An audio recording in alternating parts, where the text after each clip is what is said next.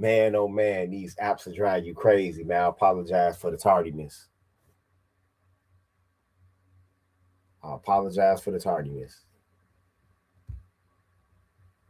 Y'all get in here. It's Friday, Platinum Roast. Y'all know exactly what's finna go down.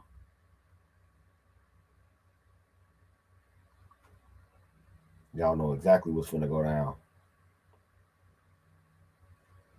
Straight up.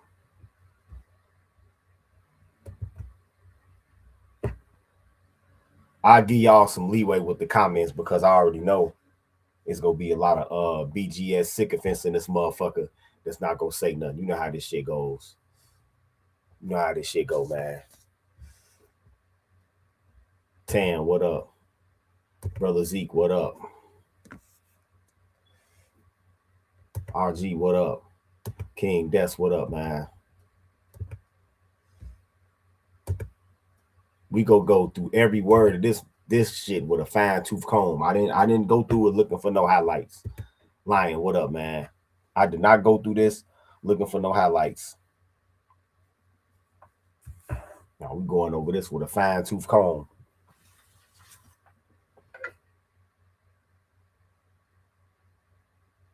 Damn, you in South Korea? You deployed or you just traveling? You know, you just chilling. Hope you stay safe regardless. Right? He had debated me. Yeah, he had debated me, the mumble rapper. Last year I was a mumble rapper. This year you agree to debate me. Kind of strange, isn't it? Y'all don't remember that last year when I was a mumble rapper? When he made the video talking about how I'm a mumble rapper? Yeah, he debated me. Yep, he debated me.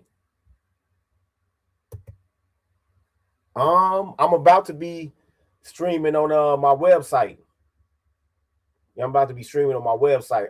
We had a lot of technical difficulties with Patreon. Patreon is a good site just to leave videos that is kind of unrefined.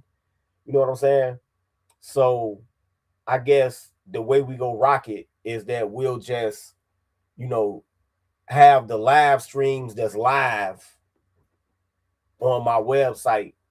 And then maybe I can throw a recording of them after they done, after they process. I can throw them over on the Patreon too. Yeah, we debated already.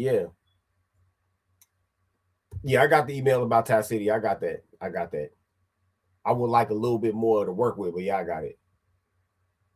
Thanks though. Thanks, Nico. Jake the Snake, what up? Yeah, we had debated already. So if y'all are, because it was on my Cheesemo's channel. It was on my Cheesemo's channel. Ain't that weird? If you call BGS an agent, they'll call you a conspiracy theorist. But ain't that weird that y'all are subscribed to my Cheesemo and he had put it out there in advance that I was gonna be debating him over on his channel, but then the notification didn't seem to reach nobody. Now, mind you, this the same nigga that the first time I ever roasted his ass, they cut my stream 39 minutes in. And everybody I tell about that, they always say, man, I ain't never seen that happen to nobody on YouTube. And the people that bear witness to it say the same thing. I never seen that happen to nobody on YouTube. Nobody ever seen it ever since.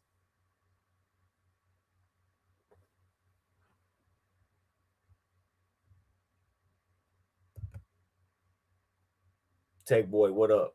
They wasn't even during the fucking the pandemic era. They wasn't even cutting motherfucking streams that was saying conspiracy theories about the goddamn virus or the vaccine that quick. They was letting them rock their whole streams, then taking them down for disinformation later. They cut me 39 minutes into that shit.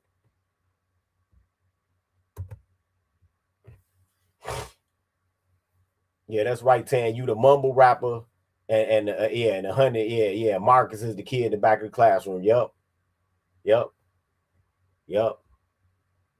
Amar, what up, man? Yep.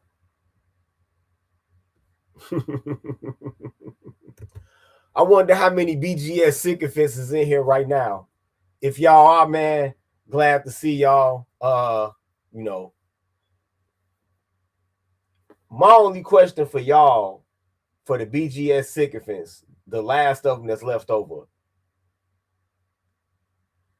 how far are y'all gonna follow this man over the cliff? Right? How far y'all gonna follow this man over the cliff? How many times do this man have to show you, because he's supposed to be doing content for black men, right? How many times does this man have to show you that he's more interested in ideology and orthodoxy than he is in helping black men? That he's more interested in burnishing his own ego than he is in providing solutions or at least insight to you, right? Hey, I know, I know, I know, I know, I know, I know. Wrong button. I meant this one. Doug Dissident writes, BGS was trying his damnedest to pontificate over moderator. Salute to the moderator and you for maintaining the frame. Hey, it's very draining to fuck with that nigga. I ain't gonna lie. It's very draining. It's very draining. It's very draining. All right, so without further ado, let's go to the stream in question. This was 2 nights ago on Wednesday. For those of y'all that might have missed it. Okay.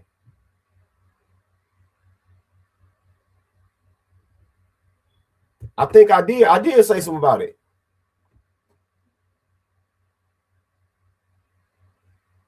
But I think I said something about it like no, you know what? No, I didn't, because I didn't even do those streams the week leading up to it. You're right. But let's go.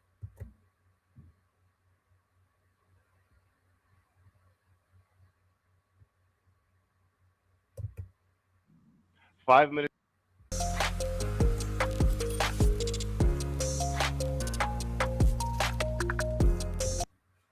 each. You also get 5 minutes each rebuttal back and forth. You guys ready? Yeah, me too. Yeah, me too. Let's go. You guys get 5 minutes each, and you guys can salvo back and forth until each individual issue or topic is resolved. Here we go. Hold on. Let me press play on that. Where's my time? Okay. 5 minutes apiece. I'll flash the timer on the screen, so you guys, so the viewers and we're 5 minutes apiece. What up, Kwame? I see you in the building.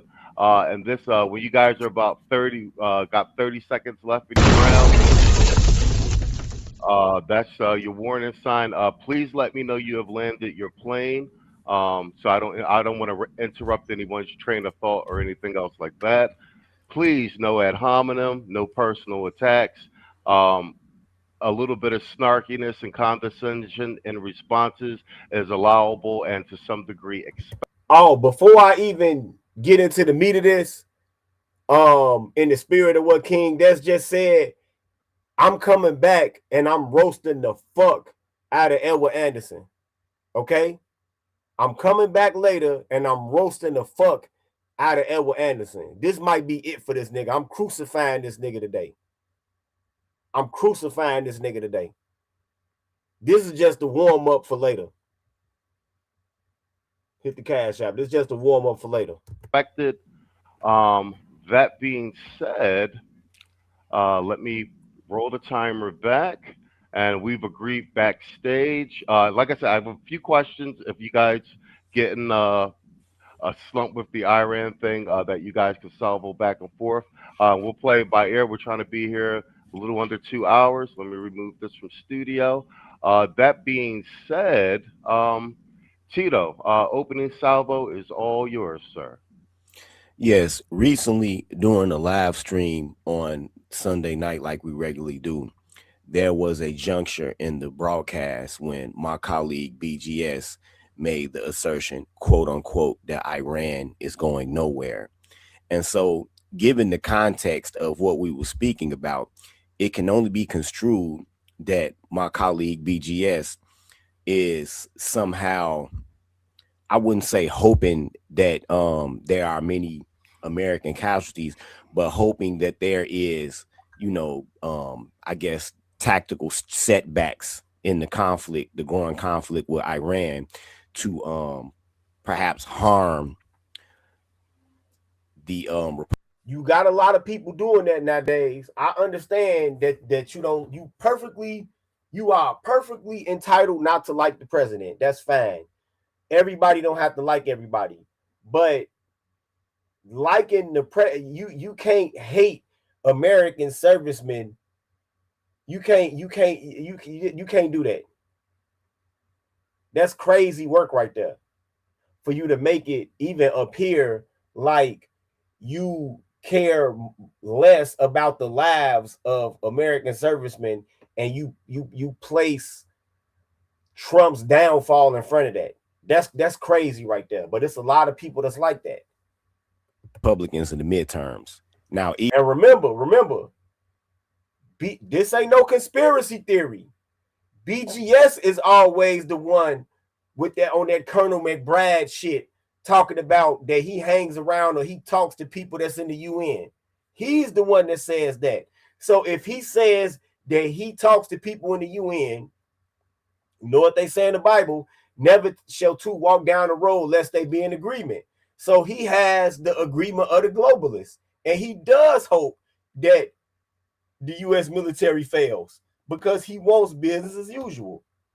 He hopes that the Republicans fail in the midterms because he wants business as usual. Never can two walk down the road lest they be in agreement. Remember that. He's the one that said that he talks to people in the UN. And yes, Ed, yes, Ed, yes, the incel whisperer, yes, Ed.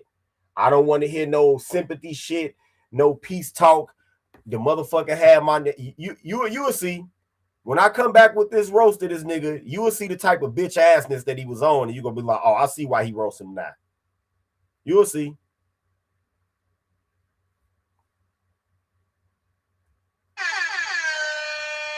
Adrian Stefano, thanks for the cash app. Don't let that brother be alone. You will see.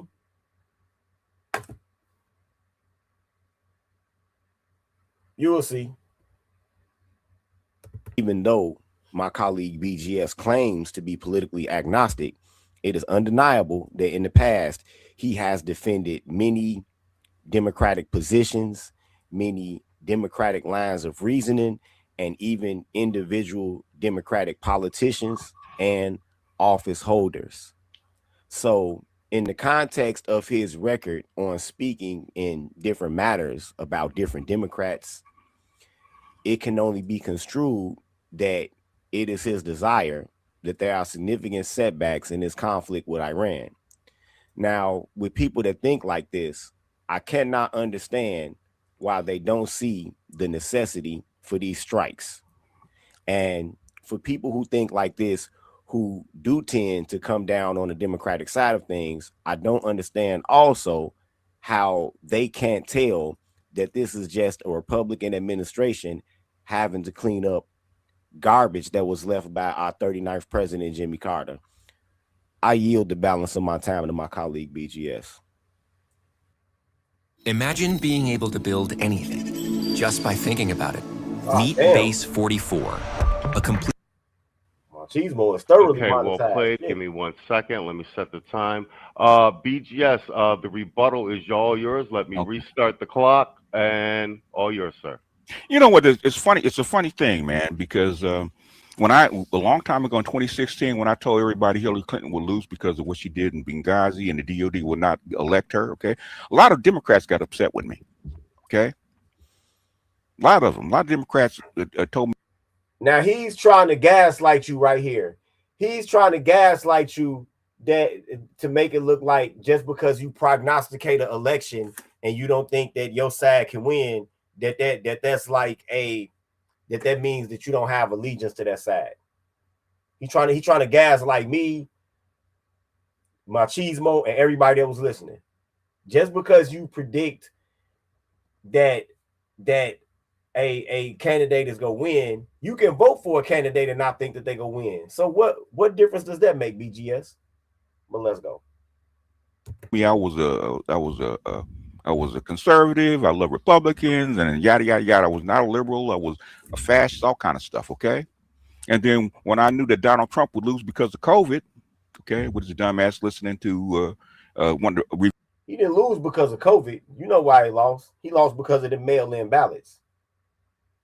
The COVID facilitated the mail-in ballots that facilitated election fraud.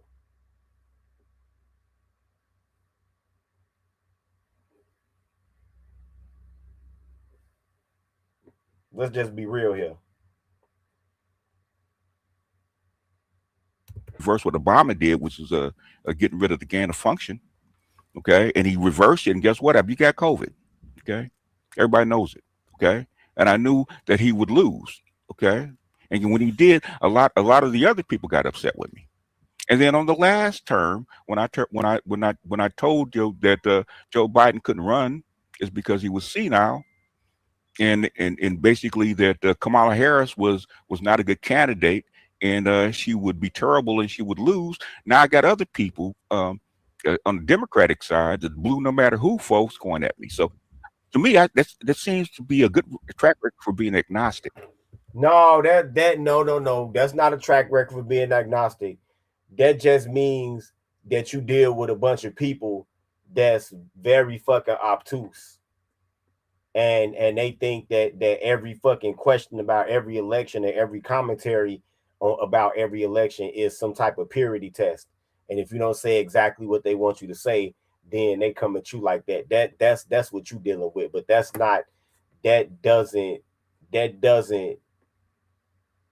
doesn't absolve you of the statements that you've made in the past. You know, like, oh, Joe Biden's doing a great job, or black men who don't get the jab are irresponsible. Do any of that shit ring a bell, BGS? I don't know where people get the fact that the thing that I am a Democrat. Okay, Trump had the easiest term that he could have imagined. All he had to do was not screw it up. Okay, and he went against everybody, including his own people. His term was held up by COVID. Let's more gaslighting. Because he just had one of his staffers resign in protest of Trump. So it's not. Now, for anybody asking, why didn't you react to this while you was in the debate? A lot of it I did react to, but I'm gonna tell you something. If you sit there and react to every single time that BGS gaslights you, matter of fact, BGS is hoping that you react to it every time he gaslights you as a filibustering tactic. So you can spend the whole scheduled 2 hours trying to belabor argue your way out of one gaslight. It's worse than arguing with a woman. That's why I just didn't. A lot of this bullshit, I was just like, okay.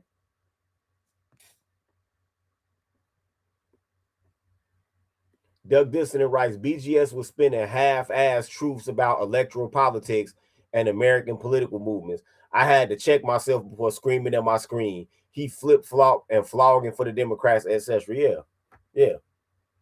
It was a lot of lying. It was a lot of lying, Doug Dissonant. I had to do the same thing because I'm telling you, if you try to respond to every single lie, every single gaslight, you go, it's just go in circles. So you gotta like skip over that shit and kind of just keep going with the main points with this nigga, man. That's how it is.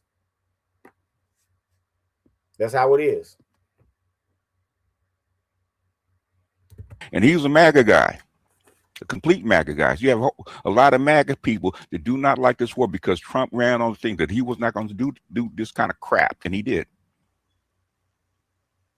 So saying that that I am a Democratic shill and I'm not agnostic and I go against. Now, when he say MAGA people not agreeing with the war, I don't really. He has to differentiate between the so-called allegedly conservative influencers and regular people. A lot of them influencers are paid, but regular people understand the necessity for this shit. We understand. Democrats, because trust and believe, there's a whole lot of Democrats, okay, including Jasmine Crockett, would tell you that I'm nowhere near a Democrat. Ask Stacey Abrams, okay, when we actually talked about the what is it called, the Ice Cube effect. Shout out to Dr. Neal. Why do he act like he personally know these people? Yeah, I noticed that. Oh, I noticed that. Didn't have shit to say. No news rights. If you notice, very few BGS stands were present during the debate and they said nothing. Yeah. Yep. Okay. And blackmail political independence, which is what I vote for. Okay. Black men should go by policy and not Democratic or Republican. I could care less because they're two wings of the same freaking bird. That's the way I was trained. I was trained that way 30 years ago. Oh my God. If I hear that same, oh, why niggas so intellectually lazy? Why are niggas so intellectually lazy? Why?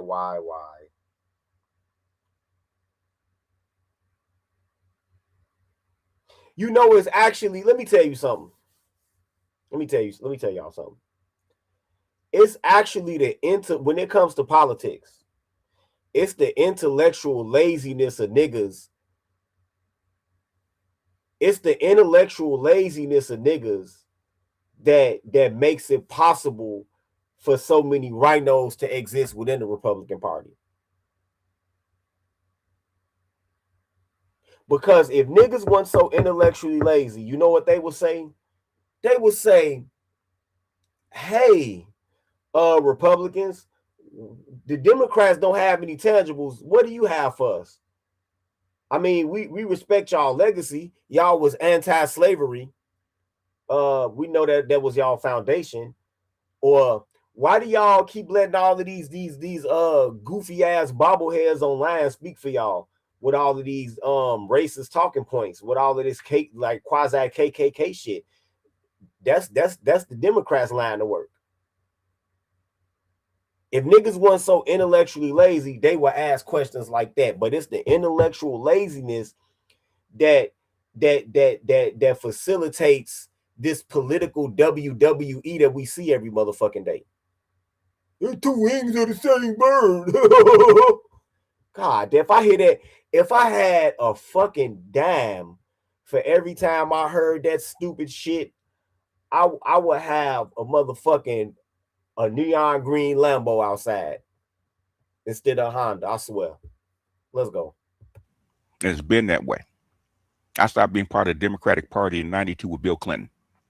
The only Democrat I voted for since then was Obama because he was freaking black and I wanted a black president. That was it. But I knew who Obama was. Obama was black, huh? Okay. So I don't know where y'all get this from. Because if you follow me and you've been following me for 12 years. Doug, this and it, you ain't never lied.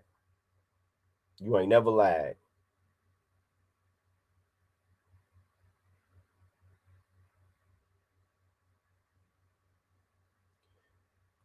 BGS, that dude on the stoop with a 40 on one hand and pointing out fantastical adventures he never done on some respectability politics, never can be questioned. Old school from Don't Be a Menace. Yup. I started talking about whether or not Iran had a deliverable nuke or what type of bomb that it might have been, and this nigga tell me that he was, I was a ROTC in the Air Force. Nigga, they just taught y'all how to march. They taught y'all about y'all pitch and roll with airplanes and shit. I really doubt that they taught y'all the different types of nuclear weapons that's available out there and the history of the weapons and how the weapons work. That's some shit you learn in physics class, nigga. But I digress. But that's a perfect example. Y'all go hear it later on in the debate. It's actually crazy. My stuff is still up there. People will tell you, including the Democratic people that left, because I had a whole bunch of Democrats, okay? Democratic people, Democratic shills that thought they were right when it came to that last election, okay? That we all knew that Kamala Harris would lose, okay? I don't even. They were fussing until people start writing books, and everything that I said previous to that, 2 years previous to that, came about. If they could not put Trump in jail or eliminate him, which they did try, okay, he would win because because Joe Biden couldn't run and Kamala Harris was not qualified. I don't know where y'all get this from. And as far as this Iran strike, guess what? Half his military people, okay, you got 4 generals resign. You got Tulsi Gabbard, and he has his own vice president trying to distance himself from this, okay? Because if you don't settle this in a proper manner, guess what? The Republicans will lose. Will lose. Okay, so this clear path you had for the next 8 years, including J.D. Vance in the next election, because he's the one I picked to actually win the 2028 election, barring this kind of crap. Okay, everybody told him this was a mistake, and guess what he did? He ignored it down to the tittle. He overrode his own generals, his own public staff. Okay. And Pete Hegseth, who actually went against the first strike that they did, okay, walked people out, actually agreed with this one. So I don't know what Pete Hegseth is on. I'm sure he's an outright lie. The only person that resigned in protest over the Iran war was Joe Kent, an intelligence official. That's it. Who are these generals that he's talking about and these admirals that resigned in protest? BGS is a fucking moron. I'm gonna just come out and say it. I really wanted to say it during the debate, but again, I didn't want to like fuck up the debate. I didn't want to take the bait from this nigga. This dumb nigga doesn't realize that in this day and age, a lot of these generals are of 2 types, mainly. Those are the ones that's politicians. And when I say politicians, I don't mean that they have an aspiration to public office. They don't. When I say politicians, in other words, they are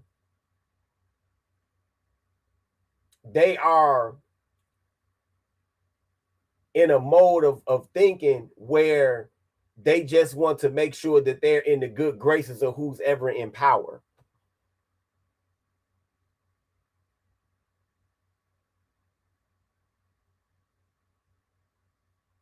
Right? That's what I mean by politicians. And anybody that's in the military, you know exactly what I'm talking about. Or you got the generals that they are, especially when it comes to procurement, especially when it comes to that they are a little bit too collegial with defense contractors. Not to say that we don't have any generals that aren't interested or admirals that's not interested in doing a job or that aren't patriots. We do, but mainly this is what you have. So because this is what you have, and these people are worried about their career first over everything, then why in the fuck would they try to resign and protest like they some fucking hippie in the 60s?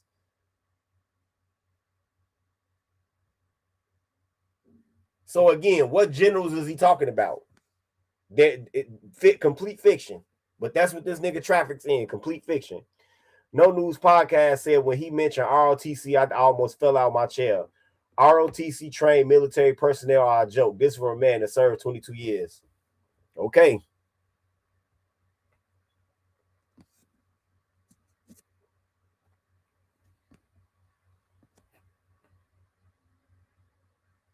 a good soldier. He's following the demands of his president, his commander in chief, but all his other military staff, a lot of them resigned because they told him this was a mistake. Who resigned? Again, I'm just listening to this shit, right? And as he's saying this shit, I'm knowing that the only person that resigned was Joe Kent. And I'm just saying this, and I'm like, I'm not even gonna argue with this nigga. I want the people that's watching this shit to hear this bullshit. Tulsi Gabbard is in front of council trying to backslide away from this. So I don't know what you guys are reading.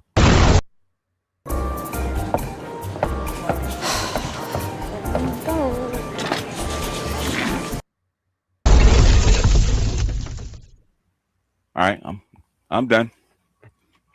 Rebuttal? Do you have a rebuttal, Tito? You gotta mute yourself. Yeah, I always have a rebuttal. Predicting the outcome of an election doesn't mean that you really come down on. And remember, I only have 5 minutes to speak. So he does this shit intentionally. Because think about it. If I only got 5 minutes to speak, I can only rebut one lie in that 5 minutes, not 3, 4, or 5 lies. Please keep that in mind as you listen to the rest of this debate. I can only rebut one lie. I can only answer back to one lie. I don't have the time to answer back to 3, 4, or 5 of them. One side or the other. You just prognosticating who you think is going to win. But there have been many other statements that you've made in the past, such as, go get the jab. Biden's doing a great job. That's one thing. But your repeated use of the word crap to describe the strikes against Iran. I don't understand. So how is it that, if you're abreast of politics and foreign affairs, how does anybody not see the necessity for this over the horizon? How does anybody that lives in a Western country think that it's perfectly fine to potentially have a nuclear exchange in the Middle East that will one day endanger the whole environment of the planet, people's respiratory health? How do people not see? See, when you talk about this Iran shit, thank you. Same thing with colonels too. Generals don't resign. They either get replaced or retire. Yep. When people look at this Iran shit, this is what they take it for granted. And this is what I've been trying to point out to people. When people look at this Iran shit, and then you bring up the possibility of Iran having a nuclear weapon already, right? They think this is, and I see this reflected in a lot of these dumbass comments on social media. Oh, the U.S. has a nuclear weapon. Why are they trying to stop Iran from getting one? Right? They are stuck in a pit of orthodoxy. They think that, okay, we had a whole bunch of countries that didn't have a nuclear weapon before get one, and we haven't had a nuclear war yet. India and Pakistan just got one. What's the big deal? This is what the big deal is. This is what the crux of this shit is. You're not dealing. Wait a minute. Let me stop sharing for a minute so y'all can see the words coming out of my motherfucking mouth.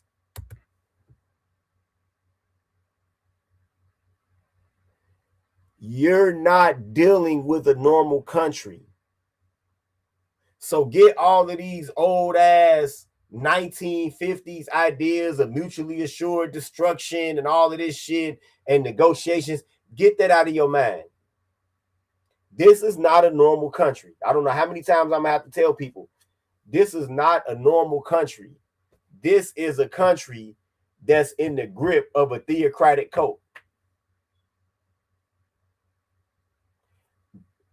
They have Muhammad listed as their head of state, the Prophet Muhammad.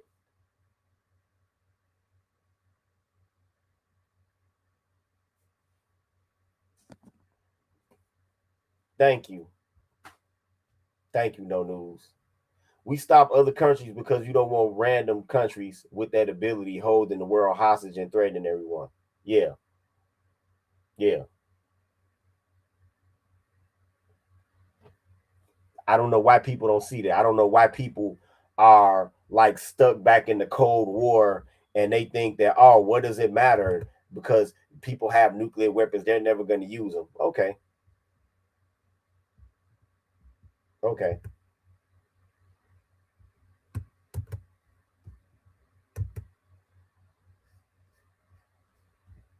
Keep thinking that. Keep thinking that. That this at some point was going to be absolutely necessary. And again, I have to reiterate, this is something that the Carter administration should have taken care of. When the 3,000 militants and students who were communist and radical Islamists took over Iran back in 1979, our troop strength was actually very high, much more high than it is now. You know, with huge garrisons in North Korea and in Europe and Germany, because it was during the Cold War, right?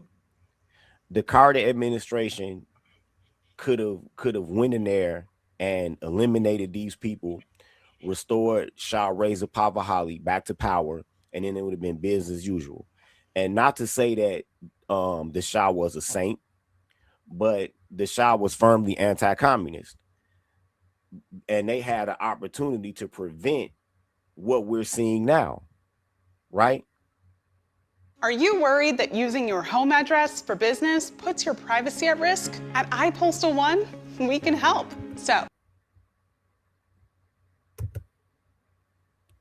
So how does anybody look at this and not understand that it's a pretty good certainty that Iran already has nuclear weapons? They probably just don't have a stockpile, and they don't have a reliable means to deliver them.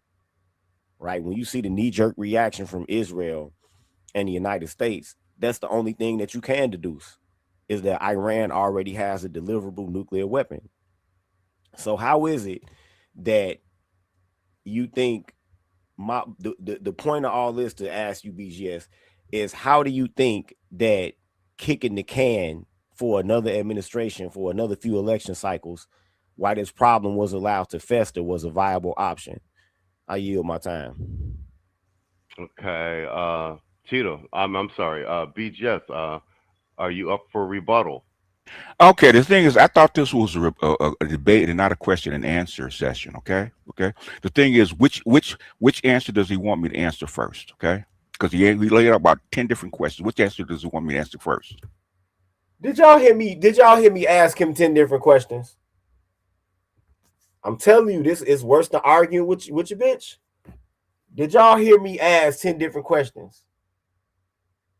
I drove down on the central point. The first thing I answered was his allegiance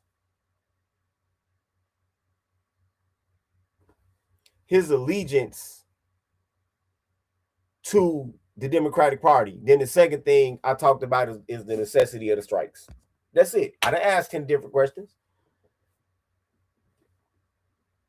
Top Dollar writes, Tito, I have to disagree with you. Israel is an apartheid theocratic state conducting genocide and white supremacy. The U.S. and Israel attacked Iran, not the other way around.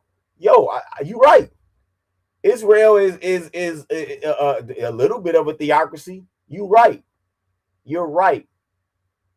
But the difference between Israel and Iran is they not running around talking about death to America. That's the difference. The difference between Israel and Iran is that Israel at least uses some type of money to provide a normal or a pretty nice life for their citizens, whereas Iran uses their money to fund people to make suicide vests and blow themselves up in the London subway. This is not an argument about morality here. It's not. It's not.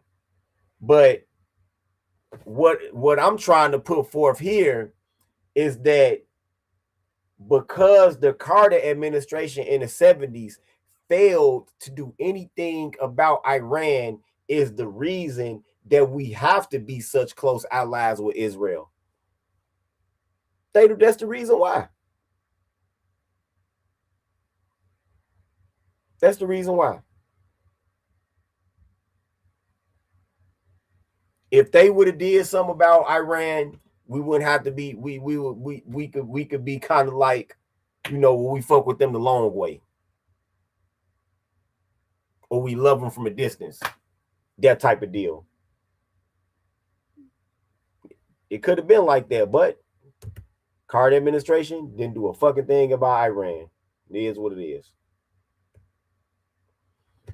And trust me, I know that Top Dollar, about the Anglo-Iranian oil company, otherwise known as BP. So don't think that this regime that's been running Iran for 47 years, that they don't serve at the behest of BP and engage in a lot of state-sponsored chaos in order to keep petroleum prices high. I don't know why Jimmy Carter didn't do something about it back then. Maybe he was afraid he would get assassinated. I don't know. But that the threat of Iran is the reason that we have to be friends with Israel. It is. It is what it is, man. Yeah, I'm not defending Israel. Thank you, Captain Luciano.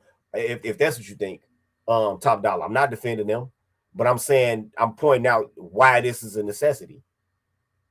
And don't forget, we all breathe the same air. You run into a lot of people from where I'm from, we got bronchitis, asthma, all of that shit. Remember, we was breathing in all of that shit from Chernobyl when we was kids. And where we live at is where the jet stream swirls at. When you look on one of them weather maps. Just saying, we all breathe the same air. Because it's your no, in my discourse, I cited things that you said. Give me which one? I just asked the question. Can you not hear? Which one? Which one? I'll repeat it. Reiterate it, please. Yes. How did you think that it was a viable? That it's a viable option to kick the Iran can down the road for a few more years? Okay, that's real simple. Okay, the same way that Israel called off the 12-day war because they're getting their ass whipped. Has nothing to do with my question. Doesn't have anything to do with what I just asked them. Nothing. Okay, that's how. Okay, the same way. That's not an answer, man. That because Trump thought it was the decapitation strike. I don't know how BB talked him into this bullshit. Okay, excuse me for the language. I don't know how BB talked him. He didn't have to talk him into it. Netanyahu came in there and showed Trump probably pictures, because the Mossad is a motherfucker.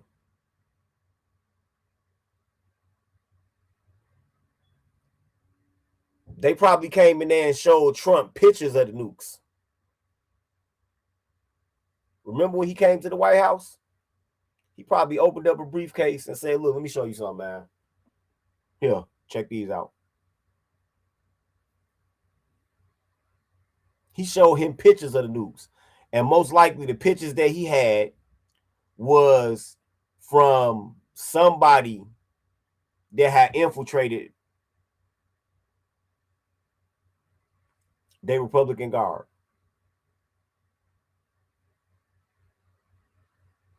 I don't think you need that much persuasion after that. And that's most likely what led up to the strike. I don't know why he used this word decapitation. I don't know what but that's probably what led up to the strikes last year.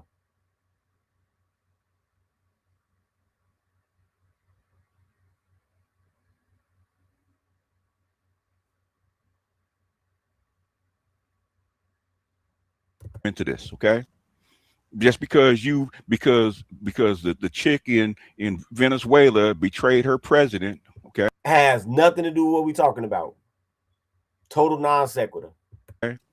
And formed a soft coup with the help of the United States and Venezuela, doesn't mean that it could go to Iran and do the exact same thing. You had just 8 months early got your ass whipped, okay? And you know that they know that you're coming back, and you know that Russia and China are going to start sending parts and missiles to these people. They're not going to run out. People always talk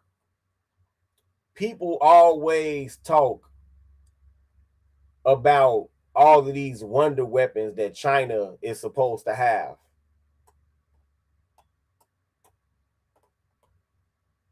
You know, like they Timu stealth fighter. See, this type of dick riding of enemy countries is how you know this nigga is an agent. This is how you know. This is how you know. And I don't mean an agent of them other countries. I mean an agent of the left.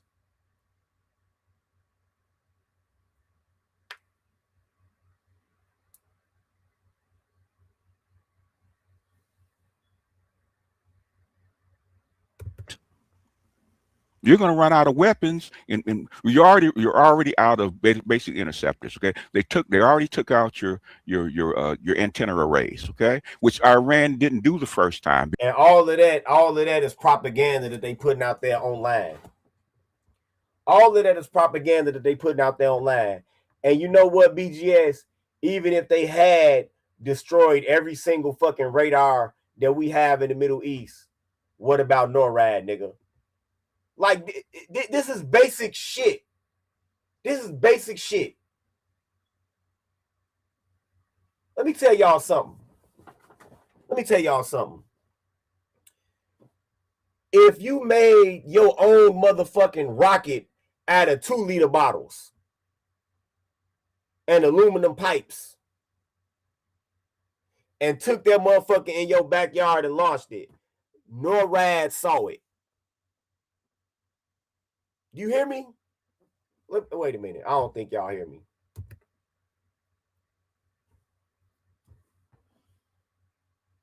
If you was a hobbyist and you made your own goddamn rocket out of 2-liter bottles and aluminum pipes, the minute and you launched it out of your backyard, the minute that shit gets above treetop height, NORAD saw it. They saw it.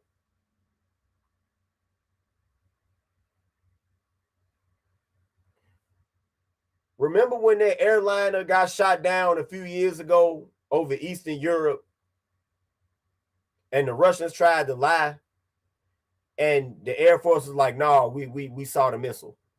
We saw it. Y'all launched. It might have been accidental. We don't know. But y'all launched the surface-to-air missile at them. Remember that? NORAD saw it, nigga. They saw it. They saw it.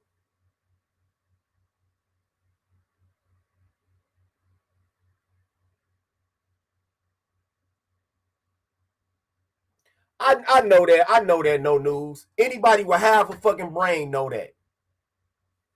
No news writes, for the record, not that BGS knows we have stockpiles here to fight World War II again. We have depots all around the country. I know that.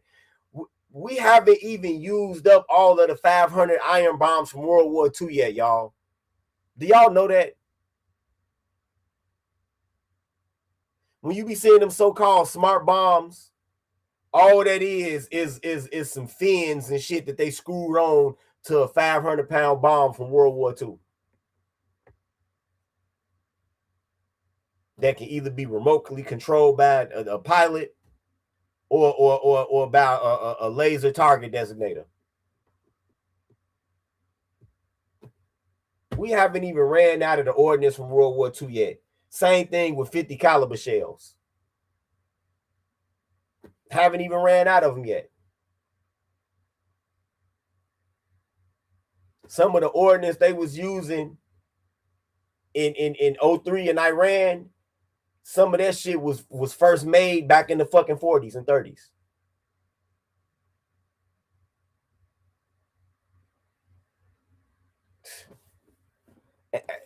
I take it too that BGS ain't never heard of the Rock Island Arsenal.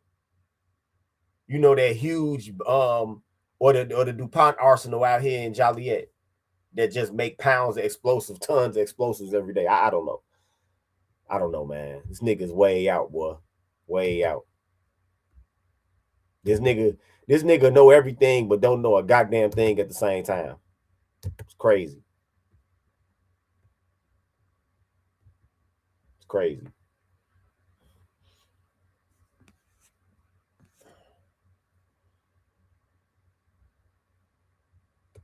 Because they didn't want, because number one, China had their back. Say, hey, don't hit a carrier, don't hit the United States bases because we don't want to aggravate these people. Okay, but you thought you're going to come there, sit there for 2 months, and then start a war, and didn't think you're going to get this reaction. Okay, you got 150 missiles just hit Israel today because they're out of air.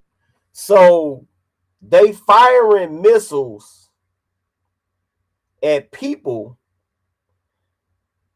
But he wants us to believe that they won't go ahead and use a missile against the carrier because it'll aggravate the United States. That doesn't make sense. If you fighting a war, you fighting a war. Well, what the fuck is he talking about? Defenses, okay? What did you actually think? And then you get the cut off the Strait of Hormuz, where you think they're just going to give up in 2 weeks? It was not a good idea. The military people told him it wasn't good. Oh, and Top Dollar, I feel you, but what we not, and I'm sure it's a lot of people that serving that could kind of echo the same sentiment. It's not about Israel. It's about the possibility of a nuclear exchange. That's what it's about. That's more important than worrying about Israel, is the possibility of a nuclear exchange. We all got to breathe the same air. I know people want to take their political stances against Israel and all that, cool. But we, at the end of the day, we all have to breathe the same air. Don't lose sight of that, please. Wasn't a good idea, okay? Everybody else, why you think Europe is backsliding, okay? They ain't start this. Everybody know this was a dumbass idea to start this freaking war, unless you can get China and Russia to actually accede that they're gonna throw Iran under the bus, which they are not, okay? Trump already tried that like 2 days after the war. He sent Kirshner to Russia to actually intermediate, to actually ask for Putin's help, okay? This sure didn't age well, did it?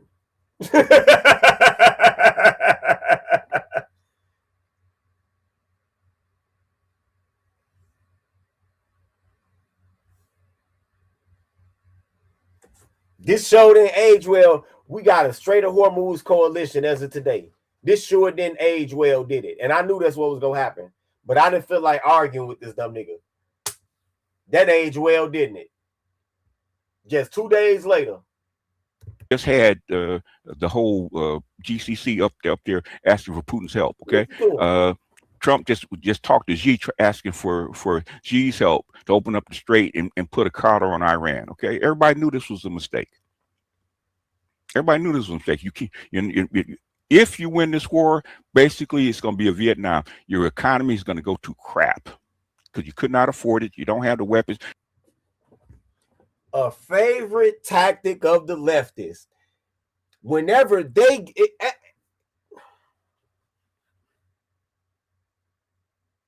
let me compose myself for a minute. Let me wait a minute. Let me stop sharing for a second.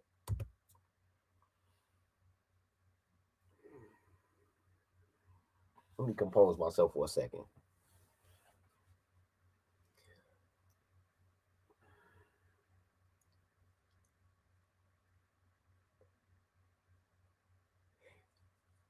Leftists never ever, they never miss a chance to demonstrate their hypocrisy.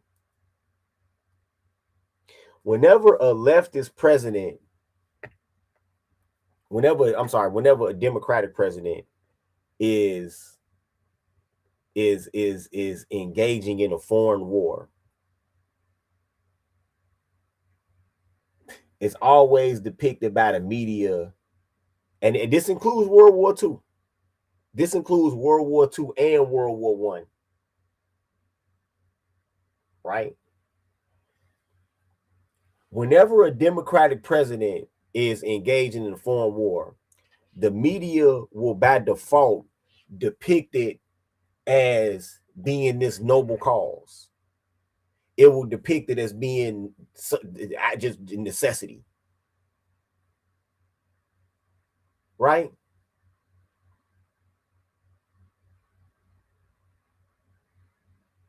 It just had to be done.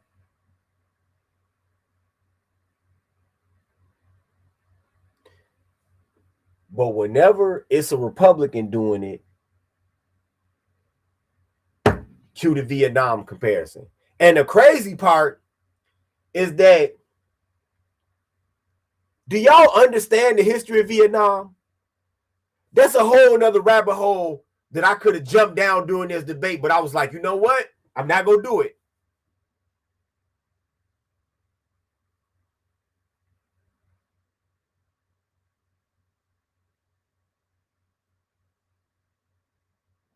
Vietnam was actually part of the Burma theater during World War II.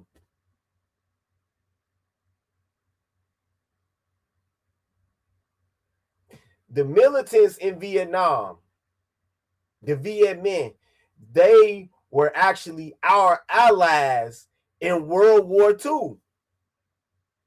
They fought against the Japanese.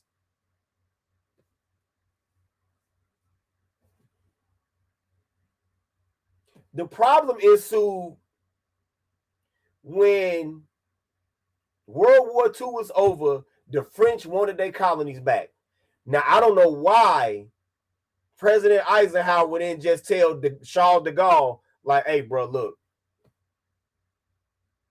man, leave them people alone, man. They fought on our side. Just leave them alone, G. Just leave them alone. Just leave them alone.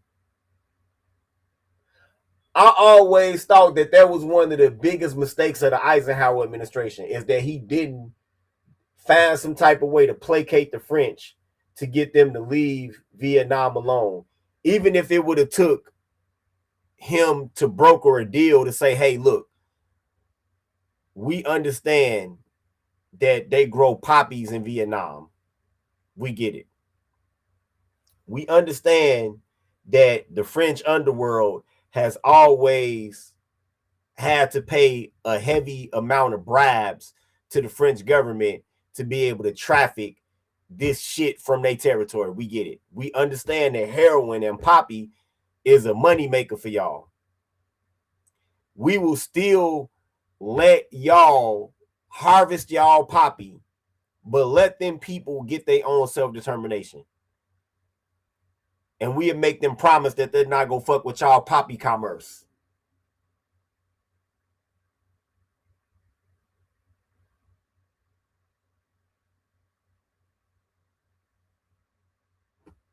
That's all it would have took. Eisenhower never would have had to send military advisors in there when the French got beat at Dien Bien Phu. Never had to do any of that.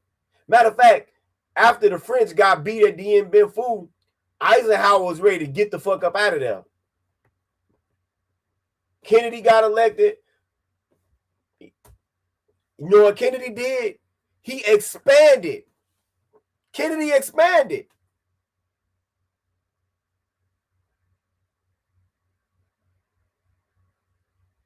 All of the special forces. See, This is a rabbit hole I didn't want to go down. And watch how quick all of these former military people go agree with me. All of the special forces were created basically during the Kennedy administration. We had Army Rangers before the Kennedy administration, but the Army Rangers were basically for reconnaissance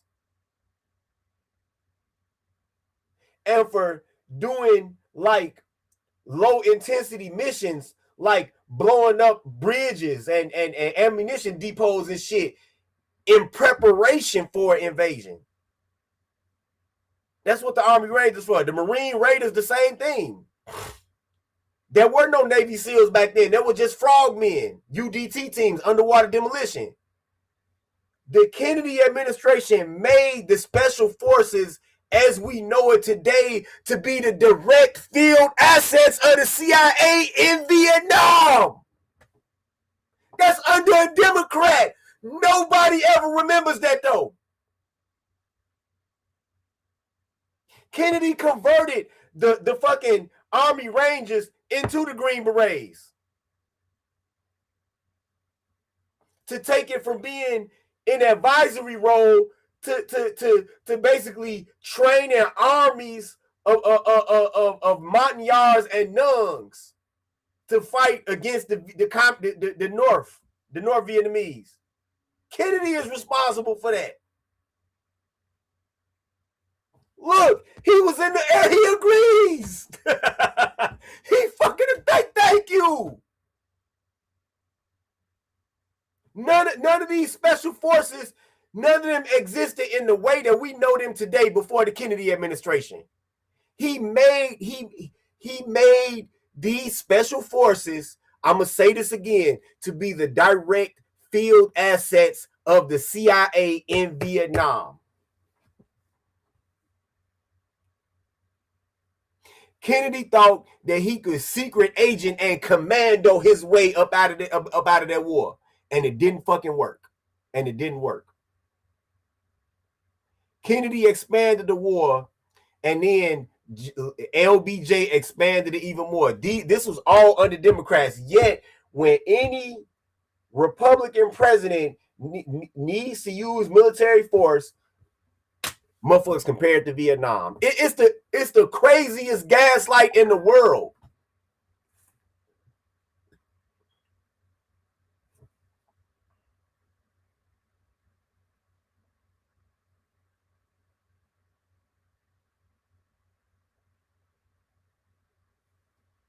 It's the craziest gaslight in the world.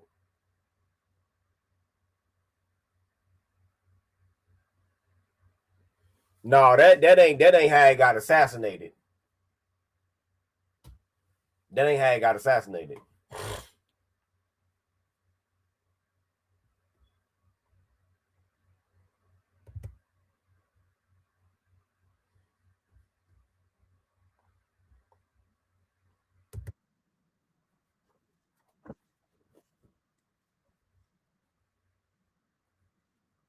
We don't have a manufacturing base. Even though, I'm going to say this again, just in my state alone,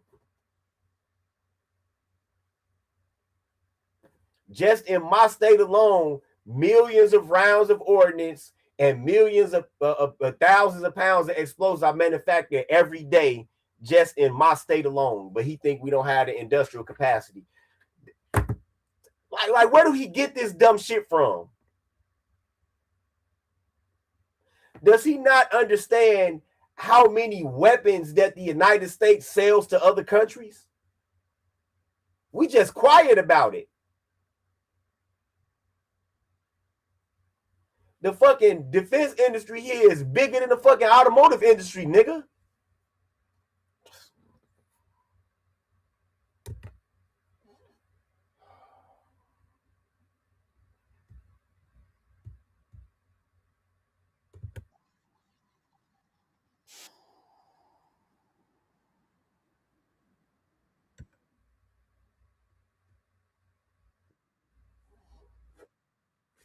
Please land that motherfucker.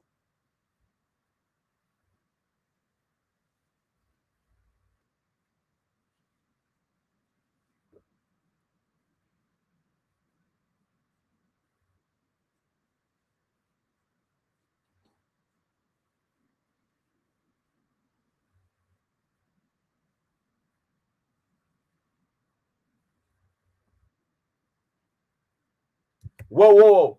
Wait a minute. And to further drive home how military actions by democratic presidents are always either overlooked or celebrated.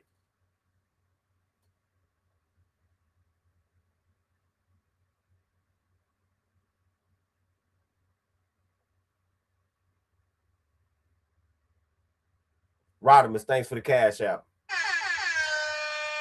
Don't let that brother be alone.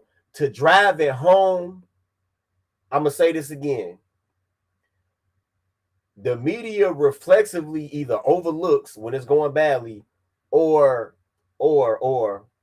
they celebrate any use of the armed forces by a democratic administration. But they always try to demonize any use of military force by a Republican administration. Even the Civil War. Even the Civil War. Even the Civil War. Some of y'all have probably had your own teachers and y'all own professors gripe about how Abraham Lincoln suspended habeas corpus during the Civil War.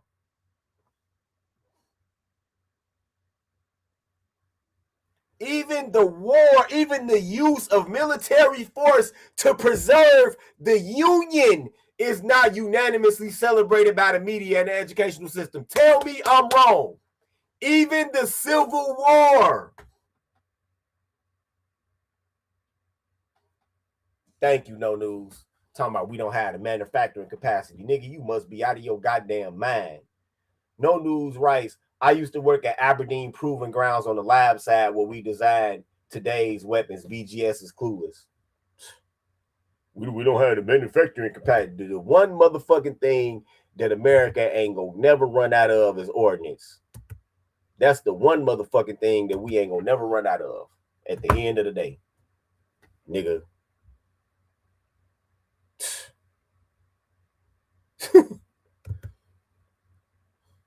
At the end of the day. In Vietnam, you had basically in ethnic cohesion with the what is it, the Min people that are the ethnic majority in Vietnam, and they had solidarity, they had fighting experience. They fought the Japanese in World War II. So Iran is nothing like Vietnam. Iran is a hodgepodge of different ethnicities, different religious backgrounds and everything. These Islamists that are in Iran are actually in the minority. Even most of the people that end up being ayatollahs aren't even Persians, which is the ethnic majority in Iran. That I think the last few ayatollahs were actually ethnic Azerbaijani. So this is in no way like Vietnam. Now, to answer your point about Europe backsliding and not wanting to put in any help. Actually, what President Trump was asking for was more in the way of supporting vessels, right? Like, like minesweepers, hospital ships, shit like that. Like different minesweeping ships, different littoral combat ships. And the reason that he's asking this is because these countries have been basically getting off for free militarily all of these years. They white people like to say that they're the epitome of society, and yet the American taxpayer had to station an 80,000 man plus standing army in your continent to keep you from hacking each other to death, right? But these countries that brag about all of this healthcare and all of this modern infrastructure is because they don't have any military expenditures, and they had to be forced and argue with just to promise slightly to contribute 3%, right? And so the reason that Europe is backsliding is because they're hoping to this will be a hindrance that will affect the president in the midterms and maybe lead to a Democrat being back in power, so it can be business as usual, if anything, right? So I guess my question to you is, do you even think that Europe is a viable ally anyway? And do you even think that in the next foreseeable 10 years that Europe will even be the same Europe that we sat down with after World War II, given the demographic winter that they're facing and the rate of Islamization? Getting hard and getting turned on are not the same thing. That is why Blue Chew Gold was great. Science shows that dick pills, like, come on, man.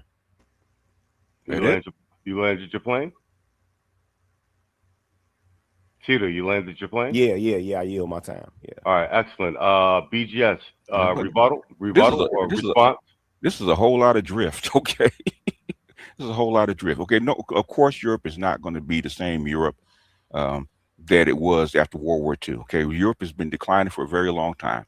Okay, and basically the Ukraine war and the pipeline and in the United States and Europe running out of weapons to actually enforce their hold over the world is basically gone for the most part. Okay, so of course they're not, and everybody knows it. Okay, and Europe is more concerned about what's going on in their own continent rather than starting something new down there in the Middle East. Okay, everybody was telling the guy this is a bad idea. Okay, including the guy that just resigned. Yeah.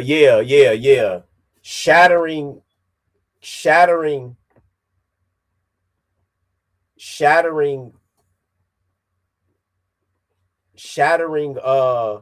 the old British monarchist economic order in order to lower petroleum prices. Yeah, that's a bad idea. The fuck out of here. Top Dollar writes, the U.S. didn't assassinate Masada and impose the Shah on the behalf of Zionists. Iran wouldn't be an Islamic State in the first place. Arab dynasties are imposed by the British. Why aren't they even okay? You say, why aren't they even Arabic? Iran itself is not an Arabic country. Actual Arabs, Sunni Muslims are a very, very tiny minority inside of Iran. Iran is basically a Caucasian country because it's an ethnic majority there of Persians, and Persians are Caucasians. Okay, so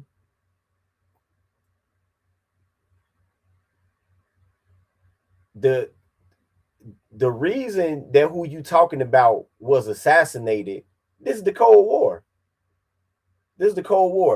That man was allied with communists. That's why they assassinated him. Not to be jingoistic, but I'm firmly anti-communist.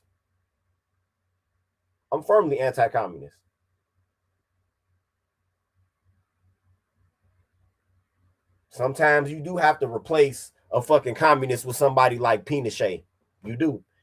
It's a sad reality of political affairs and you know, foreign affairs, but it is what it is.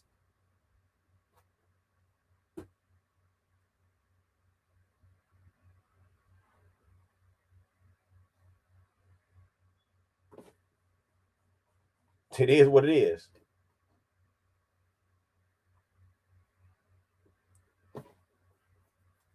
That man was pro-Soviet.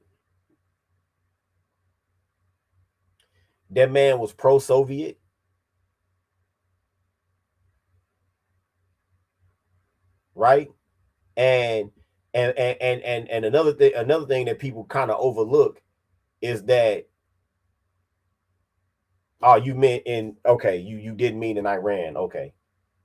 Oh, well, yeah, we all know that those people, when you see these monarchies in Middle Eastern countries, you know who those monarchies are, to Top Dollar Black Pill Gangsters point, and I agree with that part of the point. When you see these monarchies in Middle Eastern countries, all those are the tribes that was the house niggas up under the British when they were fighting against the Ottoman Empire in World War I in the desert. That's all those monarchies are. Those are not the hereditary monarchies from before Christ and all of that shit. Those are hereditary monarchies from goddamn it 1917. So yeah, he right about that. You right about that, gangster. That's all they are, is people that was house niggas up under the British during World War I. The ones that was riding with Lawrence of Arabia. That's all they are. And one of his own staff resigned, told Trump this was a bad idea. He did it anyway. You know, my mother was just asking me. She called me, asking me about this stuff. I said, well, you know, the problem with the Joker, and I called Trump the Joker. Okay, the Joker thinks he's smarter than everybody else. And that's his problem. Sometimes that's his power. Sometimes that's his weakness. This time it happens to be a weakness. You just had to negotiate a ceasefire. Okay, Iran just let you off the hook. You know, with the help of Qatar and China, let them off the hook. Okay, give them a ceasefire and then see what they do. They have been waiting to fight this war for 20 years. You just brought it to them. What the fuck is he talking about? What ceasefire did China broker? What the fuck is he talking about? They're not going to back down. Okay, just like Afghanistan fought that war for 20 years and we had to leave. Okay, we'll have to do the same thing here. You know, you don't have the money. And the reason I bring up Vietnam, everybody brings up Vietnam, because they brought up Vietnam when they went down in Venezuela. That's like the Senate and Congress told a lot of leftists brought up Vietnam when we went in Venezuela because they were hoping that we were gonna put boots on the ground there and we was gonna be locked in some type of counterinsurgent. They was hoping for that. So they can use it for the midterms because they're fucking sick, just like BGS is. Oh, you peeped that 200 dissident talking about Trump always needs to be the smartest one, and sometimes it's weak. Yeah, he is. Yeah, that is. That's a lot of projection right there.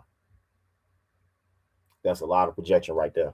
Take Trump's war powers. Ain't gonna be no boots on the ground because Venezuela is 3 times the size of Vietnam, and we don't have the money. Do not have the money to fight this war. Okay, because if this war goes on beyond a year or so, like you're gonna spend like $3 trillion just for this war, $3 trillion that you don't have. Trump just asked for a supplement of $50 billion to fight this freaking thing that should have never started. You're already in debt. You, just you, building your app on base 44. Yeah, build your app. Describe it. That's why we bring up Vietnam, because Vietnam caused Nixon. The reason you bring up Vietnam is because you're intellectually lazy and you want to use the memory of U.S. defeat. I don't really see it as that, but U.S. defeat in Vietnam to try to fearmonger. Gold standard because of the debt. Vietnam cost United States 70% of their gold. That's why we bring up Vietnam. Okay, basically NATO should have been done in the 50s, according to Eisenhower. Eisenhower wanted to get rid of NATO and disperse NATO because he didn't think it was needed back in the 50s. So I agree with Trump. Okay, NATO should have been dispersed. But guess what? Your Congress people and your business people actually want to keep it going because it's in their economic interest to actually keep NATO there. It's 2 things. One, they make money, and the second thing, they keep the Europeans from fighting each other, which is the real reason NATO was there. It's not there to protect against the Russians. It's to protect the Europeans from themselves, because they'll start fighting again. They got us in a bunch of wars and 2 world wars. That's why NATO was still there. But I'll land my plane there. All right, well played. Tito, rebuttal, or you guys want to jump to the next one? I'm good with either. I'm still wondering, like, how did he think it was going to be acceptable to keep playing kick the can with this? They have a nuke already. Totally didn't answer the question. People might not want to admit that, but yeah, they have a nuke already, right? I'm pretty sure that after those B2 strikes from last year, that after they went over with spectrometers, they saw the purity of the uranium that they were processing, and they knew that it's capable to produce a nuclear weapon with it. And that's why you have this reaction. This was something that was absolutely necessary, if not now, then later, and probably worse, right? So I'm just wondering, how do people not see that? How do you not see it, BGS? They have a nuke already. They do. Might not have a stockpile, might not have a reliable means to deliver it because nuclear weapons are extremely heavy. So even when you look at the nuclear arm Tomahawk missiles, you add in the nuclear component significantly reduces the range of their cruise missile because it's heavy, right? So this was something that was inevitable. This was something that was inevitable. You know, people might say, "Oh, Iran wasn't nuclear capable." Okay, if you think so, okay. And not to mention that, you know, in terms of negotiations and everything, that this is not a normal country that you're negotiating with. This is a country that's in the grip of a theocratic cult. If you familiarize yourself with the Iranian constitution, they actually list the Prophet Muhammad as the head of state. So this is not a normal country that you're dealing with. So like I said, this was inevitable. And I'll land my plane there. Okay. He Go, said that, go ahead. go I'm ahead. sorry. I'm No, sorry. no, no, Okay. no. Hold on. Let me just reset. No, you're fine. You're fine. That's Okay. me. Let's okay. The thing is, I don't know what Tito reads. Okay. I don't know where he studies. I don't know does he actually read this stuff or he just makes this stuff up. Okay. The Fatah 2 by itself, okay, which is a hypersonic missile, okay, can carry a Here we go with all of these off-brand wonder weapons. They always talk about these off-brand wonder weapons. Where they at? We in war right now. Where they at? 2-ton kilo, a 2-ton load, okay, which is more than enough to deliver a nuclear weapon, okay.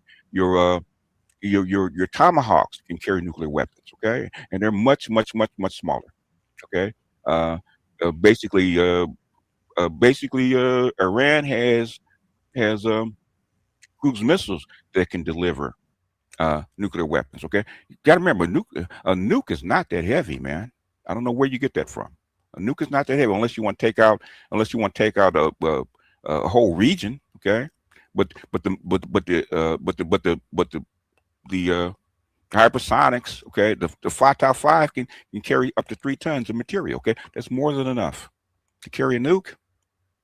I don't know where you get that from.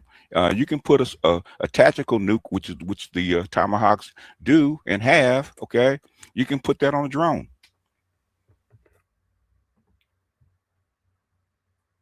There he is again. But I'm gonna let him finish. If you want to. Why do you think that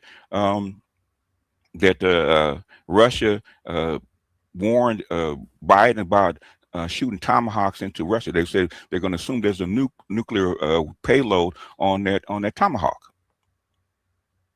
So I went to ROTC in '77, man. Air Force ROTC studying this stuff. So I've been following this stuff, man, for 40 years. Okay. BGS is so full of shit. The type of weapons that he talking about, they didn't even have back then. When you're talking about some of the cruise missiles that we have today, some of the drones, they had drones, but they was mostly for targeting by airplanes for gunnery practice, right? So when we talk about nuclear weapons and nuclear payload, this is what I was trying to tell this nigga, but he know too much to listen, right? And I hate that I gotta turn this into a fucking physics lecture, because that's not what I wanted. I didn't even want that during the debate. I didn't want to turn the debate into a physics lecture. When you talk about nuclear weapons, it's 3 kinds of nuclear weapons, right? You have the most primitive type of nuclear weapon, which is a gun type nuclear weapon. And with a gun type nuclear weapon, it shoots a projectile made out of fissile material into a pile of fissile material to achieve a chain reaction. The other 2 types of weapons is an implosion bomb, right? Now, at Hiroshima, it was a gun type weapon. Fat Man was a gun type weapon. The weapon that was used at Nagasaki, Little Boy, was an implosion type weapon. So it was decided that the implosion type weapon was clearly superior because it had a better yield, which is ironic because Hiroshima is always the scale that they measure bombs by, but the better yield was at Nagasaki. And then you have a hydrogen bomb, which also use implosion, but the implosion happens inside a hydrogen to create an even greater yield, right? So I doubt seriously that Iran has. Thank you. That's the exact point I was trying to come to with this nigga. No News Podcast says nuclear missiles with a payload to destroy a city cannot be transported by a cruise missile. Cruise missiles are small, is the point I was trying to make to him. Are you talking about a strategic nuclear weapon, which has a payload to destroy a city? Or are you talking about a cruise missile, which is a tactical nuclear weapon, right? So the point that he was talking about with Russia, we go just assume that any tomahawk is a nuke. That's fucking stupid. Russia never said that, and Russian officials and generals will never think that. You know why they would never think that? Because if you're going to have a nuclear first strike, it sure in the fuck ain't gonna be with no goddamn cruise missile. I'm gonna say it again. If you're going to have a nuclear first strike, a nuclear preemptive strike, it sure in the fuck ain't gonna come from no goddamn cruise missile. It's gonna come from ICBM, or it's gonna come from a low flying intruder type of aircraft, like the B-1 bomber or the B-2. And that's doubtful that they would use that for a first strike. So most likely it's gonna come from an ICBM, even though there will be a more covert option for a first strike because these planes can evade radar and evade detection, right? But it's not go come from a fucking tomahawk. So anybody that's in the military that would think that is an idiot, and BGS is an idiot for saying it.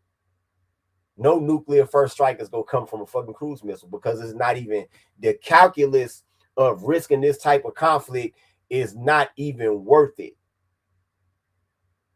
It's not even worth it.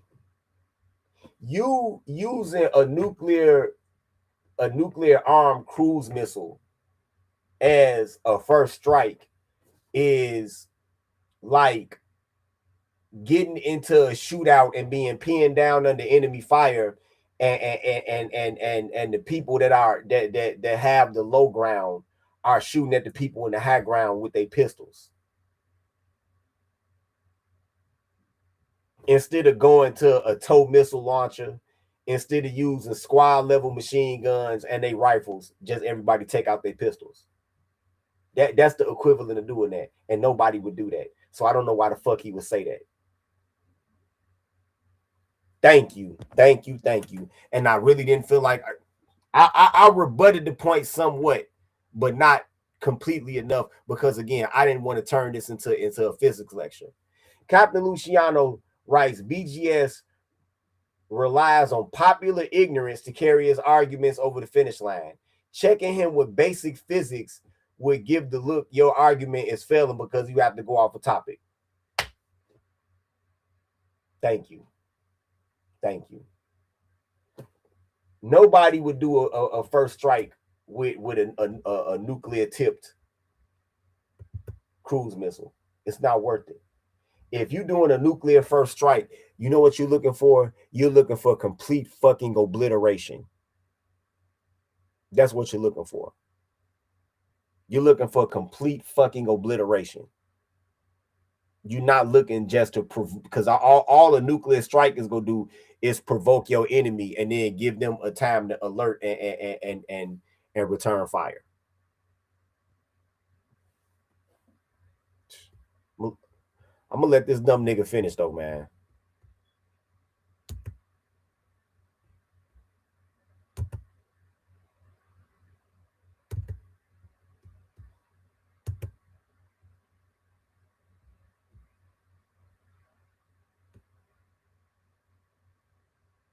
So I don't know, or 50 years really. So I have no idea where you get your information from.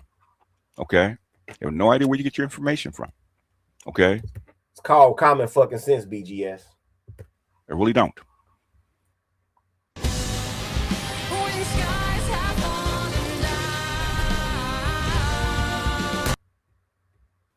I'm trying to remember what the second thing is. The second question. I don't know why it's turning into a question and answer thing.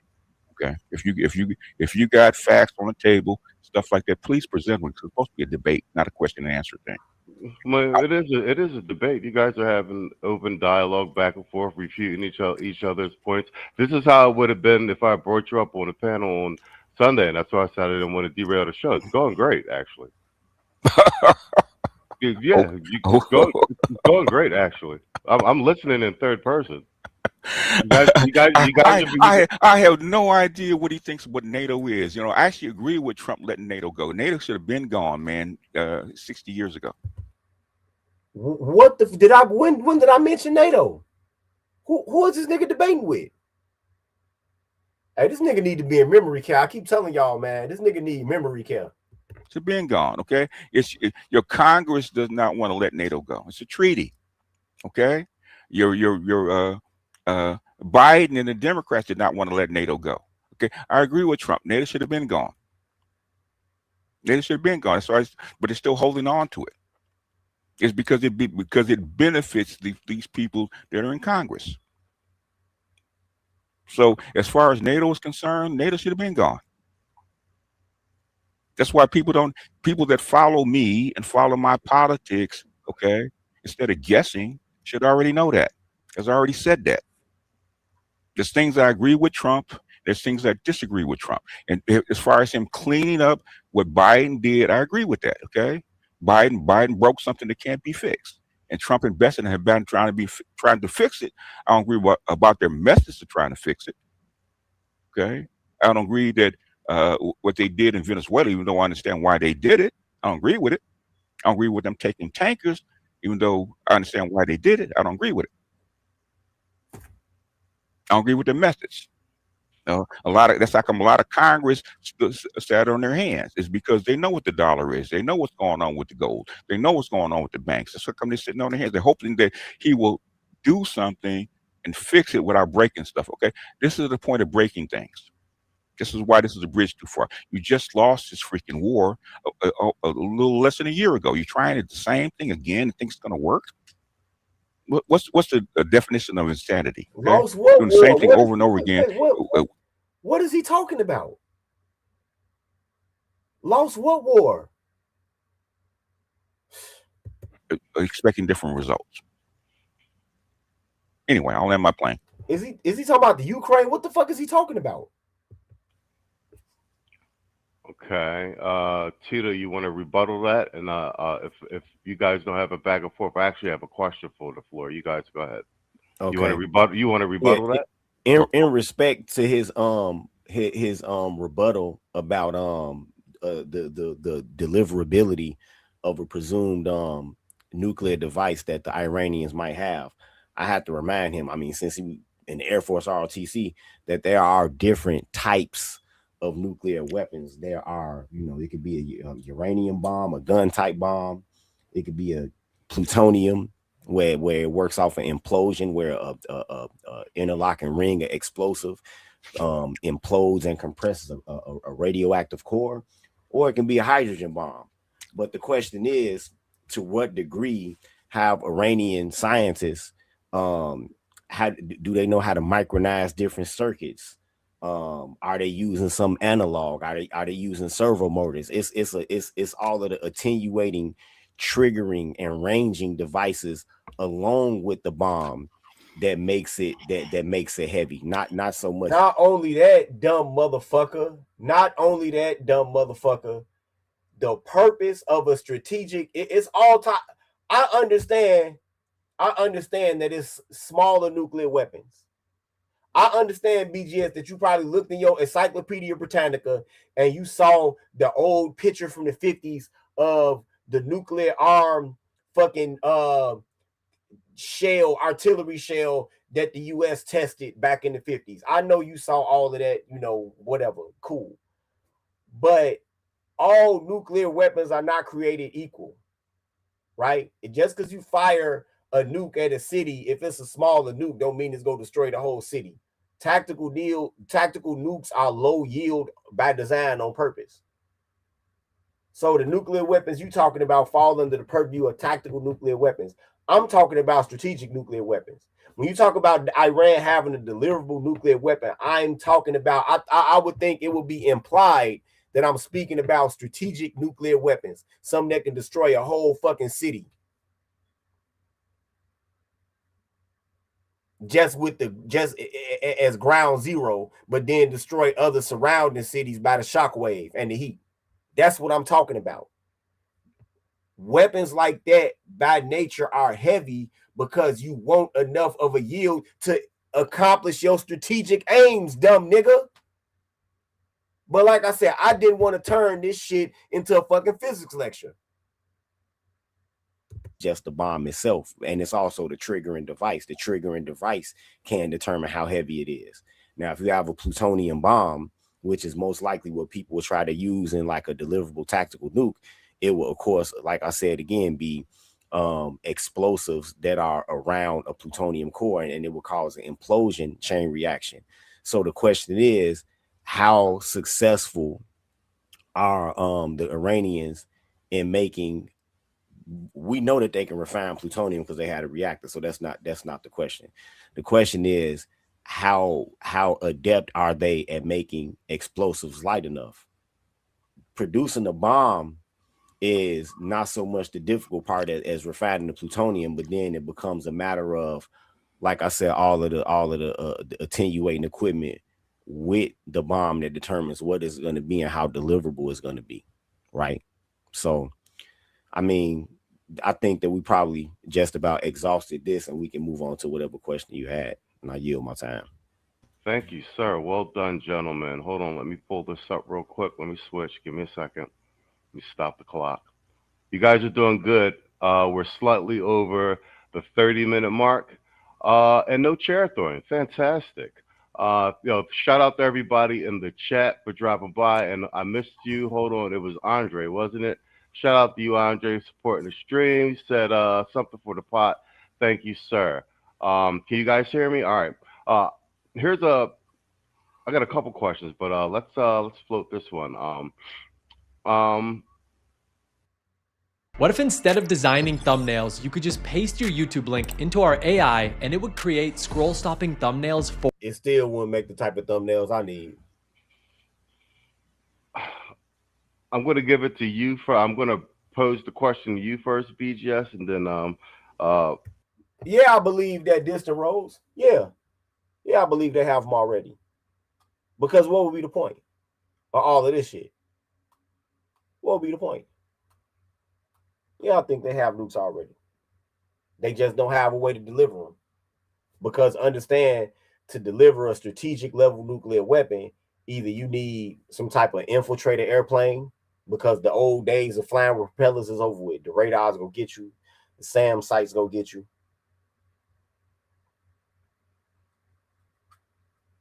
Right?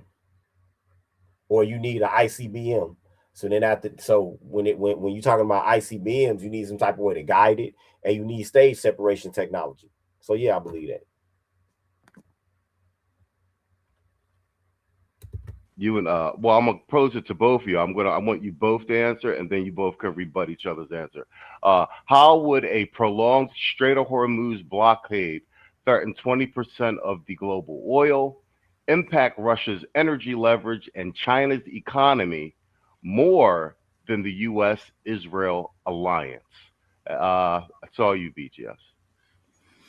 Okay, how would it impact Russia? How would it impact Russia's energy leverage and China's economy more than the U.S.-Israel alliance? You told me if Russia aligned themselves with U.S. and Israel? I don't understand the question. Question again is, how would a prolonged Strait of Hormuz blockade, which threatens 20% of the global oil, right? How would that impact Russia's energy leverage and China's economy more than the U.S.-Israel alliance? Russia's going to make more money just off the rip on what they sell. Okay, and now since the Strait of Hormuz is closed, now Europe has to buy oil and gas from Russia because it's closed, and that's not including fertilizer and the other thing. So Russia's going to make money hands over fists. So if that's the question, I'm not understanding if that's the question. So Captain Luciano, if you have the capacity to enrich uranium, it's not that hard to build a nuke. This is why you use the enrichment facilities. Believe me, if Iran had the nukes, they would have used them by now. How? When Iran's entire air force are museum piece relics? How?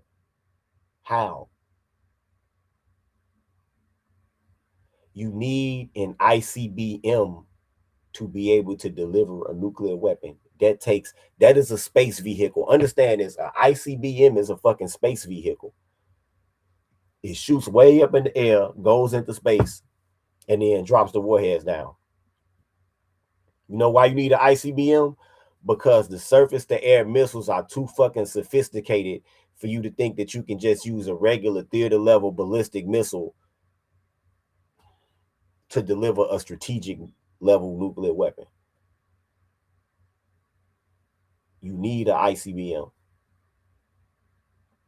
Like I said, it's the deliverability. Okay. Y'all keep thinking they don't have a nuclear weapon, man. If it help you sleep at night, think that. We know, well, Israel and the United States has already stabbed Russia in the back more than a few times. They don't trust them. That's why they turned down Kushner's deal like a week ago. Okay, yeah, I know. Yeah, they offered them, we can sell oil to Europe, you can sell oil to us, just don't sell oil to China. Okay, well, we'll take off all the sanctions, just don't sell oil to China and come over and join us. And Putin gave him the middle finger. So it's about loyalty. They've already stabbed you in the back. They stabbed you in the back with the Ukraine thing. Okay, so why would Putin trust them?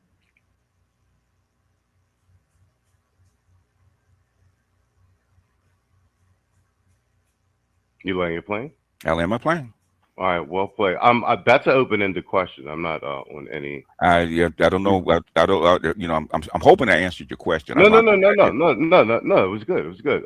Same question, Tito. I'll reread it. Hold on. Let me restart the clock.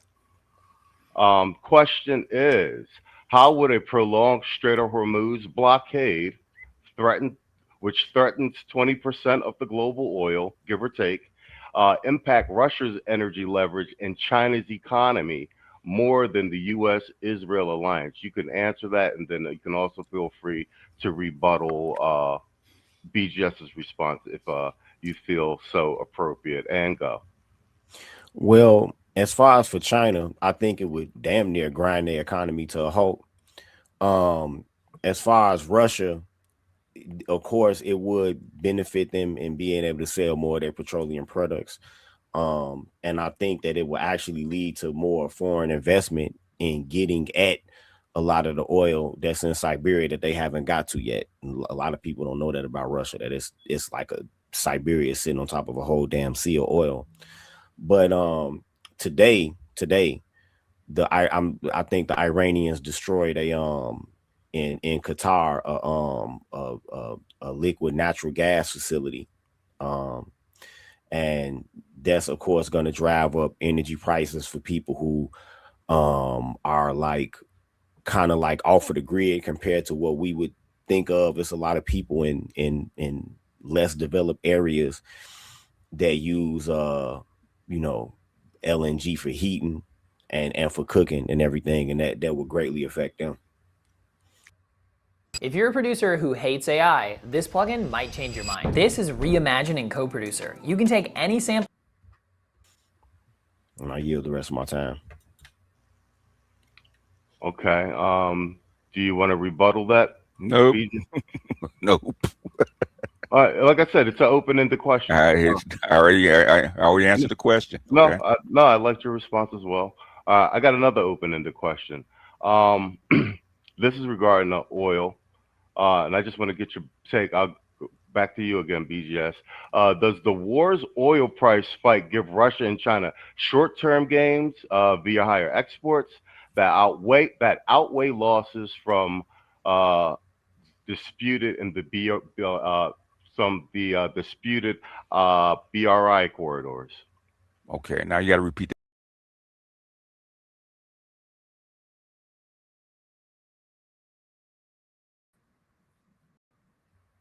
Via higher exports that outweigh the losses from the disputed corridors via Hormuz and the damage to Iran? For Russia, short-term gain. China, short-term pain is because now they're going to have to scale back some of the stuff they were doing. But the thing is, they've already gained for this thing. So, if it's a war between two sides, and they've already prepared for it. So they're willing. China. We got to remember one thing: China is not the United States. Okay, China's used to suffering. Chinese people are using the hunkering down. Here we go, extolling the virtues of communist countries. A favorite tendency of leftists. For the long haul. So they can take a lot more pain than we can. So it's a short term. So it's a short. The thing is, will the United States expend a lot of their money, a lot of their weapons in this endeavor? Because the United States does not have a limited amount of money or weapons. Okay, they're going to run out. They've already run out of interceptors for the most part. Okay, so the thing is, which is why, again, I don't know why this nigga think that the U.S. can ever run out of ordnance. I don't know why he thinks that shit.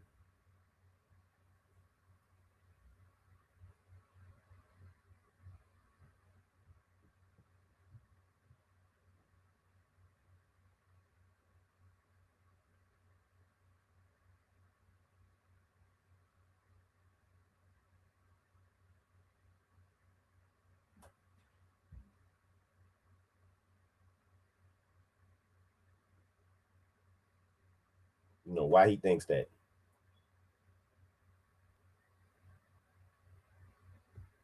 And that's the other thing. China does not want to go back to the way they used to live. All of them people and all of them big, pretty neon cities and shit, they don't want to go back to living in the countryside, sweeping the motherfucking ground with brooms made out of sticks. Trump has tried to engineer ceasefire like 6 times already within these 3 weeks. Okay, behind the scenes, because he thought that the decapitation strike would work within 2 or 3 days. Okay, I don't know why he keep using that word decapitation strike, but that's also another tendency of leftist agents to come into any media platform and repeat the same phrase over and over again. You know, like when they say constitutional crisis and shit, they doing the same thing that the news do. Somebody would take over, just like in Venezuela, it's more in alignment with what they want to do, and they go on with business as usual. That didn't happen. So now we're stuck, just like we got stuck in Ukraine. I'll end my. Okay, thank you. Tito, same question. I'll read it back to you. Does the war's oil price spike give Russia and China short-term gains via higher exports, and do those gains outweigh the losses being suffered in Iran in terms of their alliances and what have you? I think again that with the benefit that it's going to have towards Russia's petroleum industry, that it actually might be a bit of a short-term gain. Like I said, it might result in some degree of foreign investment in the infrastructure of getting the oil out. You did mention BRI corridors, the Belt and Road thing. I don't think that China is ever going to see that through. I don't think that they ever are going to see that through. A lot of these countries are eventually gonna rebel against that shit. They're not gonna want it in their country. You already starting to see some countries defaulting on the loans and everything. They don't want to deal with the shit. And China's ability to actually project power to try to back up, it is limited. Is limited. So, yeah, BGS says that Chinese people are used to suffering. Um, but there's a difference between the people and the government. The Chinese government is damn near ready to fall.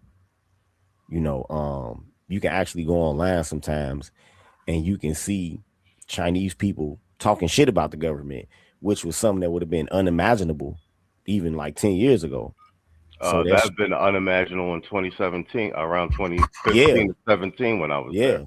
yeah. Now you see them openly talking shit about the government. That's showing you that they losing the grip on power right there.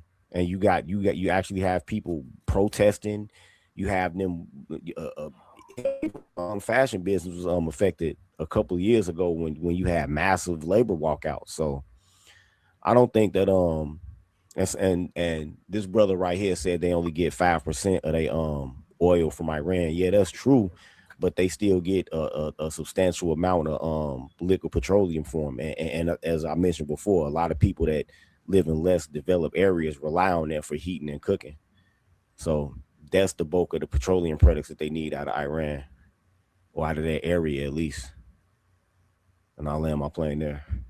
All right, well played, Jim. I actually liked both of your answers. Let me read Andre's really quickly. Thank you, Andre, for another five. He said, "What do y'all think?" All right, what do y'all? All right, we'll table that. What do y'all think about Nick Fuentes, Tucker Candace, and the Hodge twins switching up on Trump over the war? Which is actually a good question. Let me let's no, and we'll I'm going to give that to What the both of fuck y'all is in a funny? second. Let me just ask this one more question. I actually like both of your answers on that one. Like I said, these are open-ended questions. I have my opinions about things, but I agree with pieces of both of your answers. Let me reset the clock. Give me 1 second. All right. One final question. I'm going to give this. I'm going to give it to BGS first too. Now, you may not agree with the premise. You may not agree with the premise of Mm-hmm. the first part of the premise of this question, Mm-hmm. but um, it's in the ether.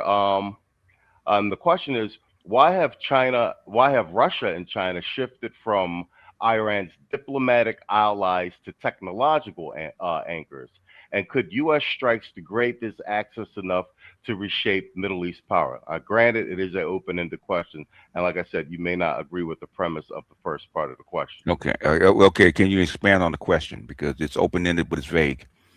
No, well, with what's going on with I the thought that word was denunciation of the expound. strikes, what have you, Mm-hmm. um, not sending direct, not sending direct military support, et cetera, et cetera. Really? Okay. Well, what you would call it? But there is a tremendous amount of technological support with regard to the AI infrastructure that mostly from Oh, China that they're using to fight. Theo and I were talking about that on the last oh, tech okay. support, which Okay. they're using to actually fight the war. But Okay. Okay. So those hypersonic ship killers that China shipped maybe a month before this stuff went down are not military support. Hmm. Or those cruise. Why haven't they used them? Everybody keep talking about these wonder weapons and this Robotech and Transformers shit. Why haven't China used these weapons, man? I mean, why haven't Iran used these weapons? Where they at? Where they at? Cruise missiles that they have. Hmm. Or the drone parts that they no, ship. I'm talking Hmm. about I'm talking about since the incursion, and like I said, having it be that's what I'm saying about diplomatic. This is the conversation that's been going on. It maybe it's back channel or whatnot, but It is back channel. Okay. yeah, Okay. which is I'll, which is I'll, my point. Which is I'll, my point. I'll give you an example. In the first time this happened in June, okay, with the incursion, okay. All right, but Right. so you do understand the premise of the Okay. question. Well, I'm guessing at it. Okay. Okay. But the Okay. thing is, your premise is wrong because if The thing is, just stuff like we do when we send stuff over. Okay, all stuff we send over is not recorded in the public media or by contracts. Okay, when they ship stuff, it's not always known.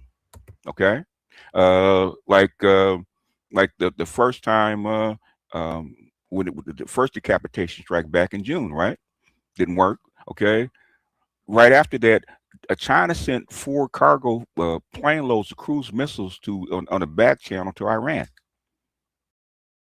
What's the fastest way to go viral right now? Dancing? Doing something crazy? Posting 3 times a day? Nope, that's what everyone's doing. That's why it doesn't work anymore. Okay then, going controversial? Doing giveaways? Paying for ads? Still wrong. The fastest way to go viral has nothing to do with... They've been stocking up missiles and missile parts to Iran for like 2 years, anticipating this very thing. So what do you mean? So why haven't they used them? They've been stockpiling missiles for 2 years. What? Okay. Well, I'm assuming they're still doing it, just not talking about it. Which speaks to the first part of the question, but okay. Because the question was about the diplomatic appearance on the global stage. Notwithstanding back channels. That was actually the premise of the question. But go ahead, Tito. That's all. I'm sorry. Have you landed your plane? Yeah. Go ahead, Tito. Same line of questioning. The fictional, well, I won't say fictional, but the fantastical Chinese hypersonic, right? Supposedly in 2019 they developed and deployed one. But if they were indeed shipping these weapons to Iran, then why haven't they used them? Since they are like in a fucking existential fight, why haven't they used them? The carriers are right there near Iran. Why not use them instead of using speedboats and AI Asian people on TikTok? Why not actually use the weapons then? Is that a question? I don't get it. Yeah, it's a question. Why not use them? Yeah, okay. Hold on. I think that's part of his rebuttal. Hold on. Wait, are you done? Are you? No, I'm not done. And furthermore, you know, people talking awful lot about hypersonics. A few years back, you know, Russia had a hypersonic that actually, you know, was propelled. It had nuclear propulsion that I guess blew across the sky, leaving a wake of you know, radioactive dust as a residue. I don't know how useful a weapon like that would be. But everybody talks about these hypersonics, but nobody has yet to use one, right? So experimental weapons are fine. Every armed force, every country has experimental weapons. But the question becomes, how good are the weapons you have now, right? And I think we got to see a preview of how good the weapons are that Iran has now when they did the B-2 strikes last year. Those were Russian and Chinese radars. Those were Russian and Chinese surface-to-air missile systems. They detected nothing and they struck nothing. So I don't know. I will have to wonder as to what the efficacy of these systems are. But in aside to that question about why haven't they used the hypersonic missile that they're supposed to have, is why in the hell they can't develop a modern air force? You know, since the weapons that China makes is so good, why don't they give them airplanes? I'll land my plane there. Okay. Go ahead. I'm sorry. No, go. You ready to rebuttal? It's all yours. Go ahead. The FATAs that they just hit are hypersonics. Okay. You saw them ripping through to Tel Aviv not more than a couple of weeks ago. They just started ripping up Tel Aviv with hypersonics. They've been doing it, man. They demonstrated. The Houthis hit them with hypersonics. Okay.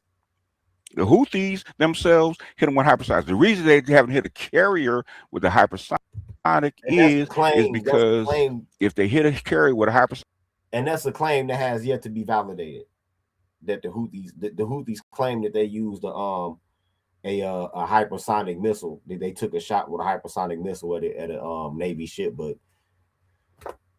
Apparently they missed. That's a claim that hasn't been validated. But again, let's continue to advertise these Chinese wonder weapons. Guess what Congress will do? Okay, they're going to escalate. If you really want a war, if you really wanted a real war, okay, you hit one of them carriers with a hypersonic and watch Congress go ape shit, and then you will get a nuclear war. Nobody wants to climb up that ladder. No, it's the only reason them ships haven't been there. You won't. Why do you think? Why do you think them carriers? You won't get a nuclear war. You won't get a nuclear war. Sit 1,000 miles away from Tehran because they know they got them. Okay, they've been demonstrated. Okay, Ukraine war, even the smarter hypersonics. Okay, the I forget what they call them. Okay, they were let loose against Ukraine as a demonstration. The Oreshnik, okay, which Putin demonstrated in Ukraine, okay, is a demonstration of the hypersonics. The reason they haven't done the big boys is because if you bring out the big boys and you get into that war, you're gonna get an escalation pattern, and you will see mushroom clouds. Imagine being able to build anything just by thinking about it. Meet Base 44, a complete. They're trying to prevent that. They're trying to get. Let's go back to the B2 thing, okay?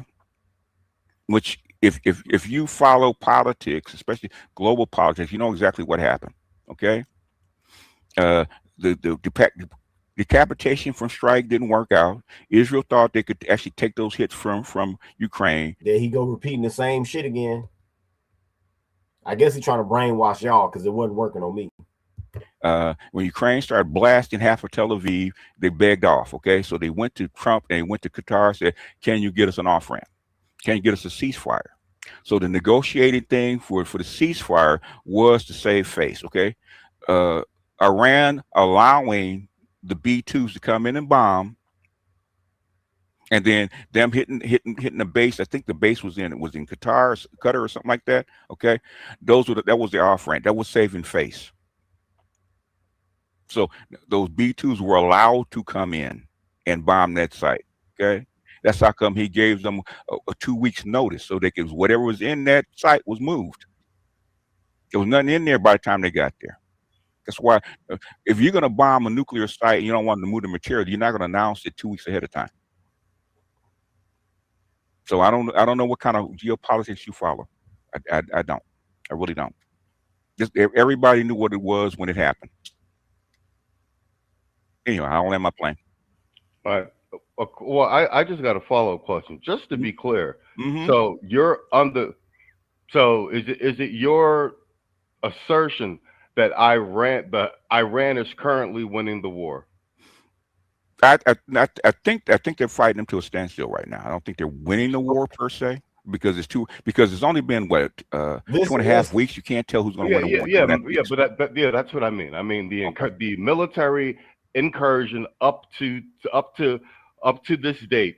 You're publicly stating you're of the opinion that Iran has the upper hand right now.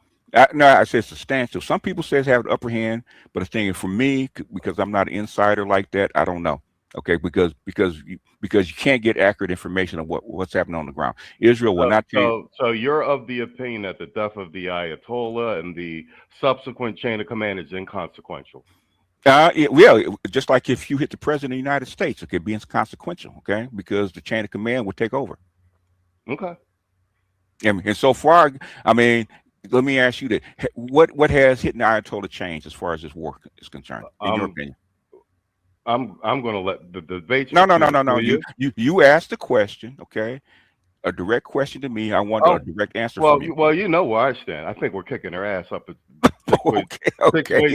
Sunday. And the word of the day, gentlemen, 2 words: are killed. You hear this nigga? When you see niggas like this, right? I get it. You have some political animus against President Trump. I get it. But it's almost like y'all got a fantasy about the armed forces beating really bad and the country getting took over. Like, what do you think will happen to you? For all you goofy niggas, oh, they let the black hostages go back in the 70s. You know why they did that? They did that because they were in cahoots with the Soviets, and the Soviets said, yeah, let the niggas go. It worked for us. It'll work for you. Let the niggas go. Because the Soviets have been successfully cultivating an American communist movement over here among black people since 1927, to the point now where most black people are full ass communists. Shit.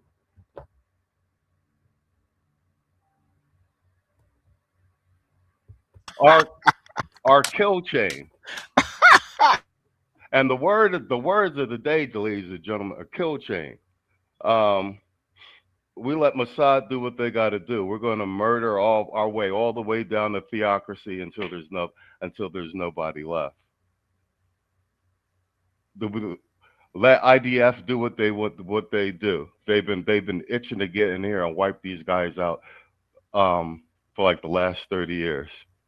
Put Mossad to work and work your way down the kill chain. It's street shit.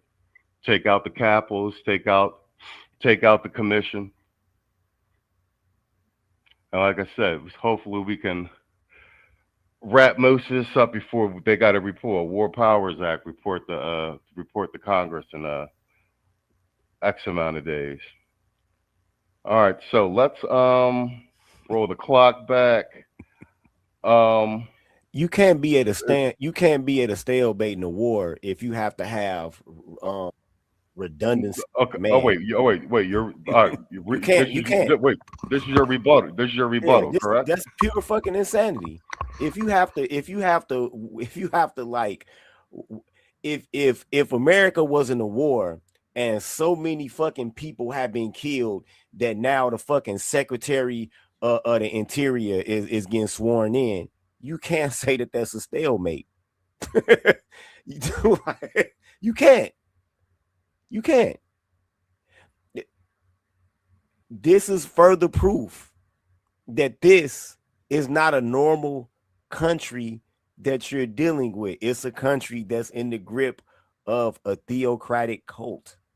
This is further proof right here that beyond logic, beyond any concern for their citizens, that they will keep dragging this shit out, right?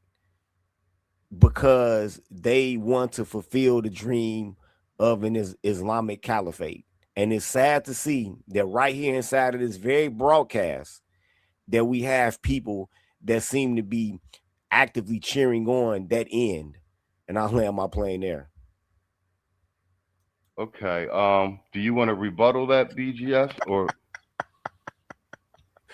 It's sad to see. Okay. Again, I don't know if this is BGS doing this best Kamala Harris impersonation, but you laughing away common sense, nigga.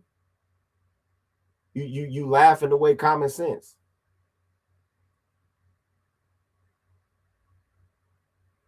Right?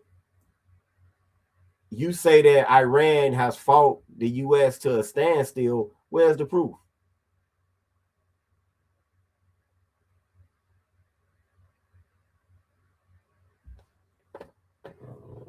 Well, Distant Rose, I'm gonna say what I said a couple weeks ago. Distant Rose writes, U.S. can't do shit against Iran without the U.S. Why else did they beg America to join them? They can do something without the United States. Except the way that they would have did it might not have been acceptable.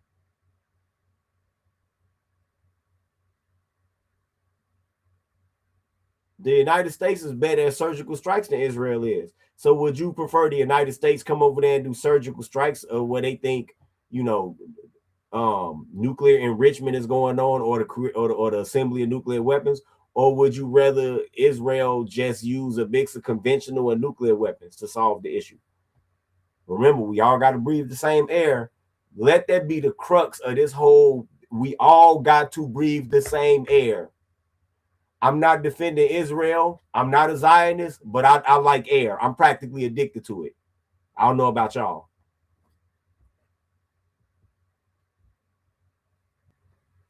inside this. Wait a minute, Marcus. You talking about this thumbnail? You talking about the thumbnail for this one or the other thumbnail I just put up? Because I'm finna roast the fuck out of Evan Anderson after this. Please understand that. I'm on some Tombstone and Hell is Coming With Me type shit, nigga. When I roast this nigga, this is just a warm-up. This is just a warm-up, man.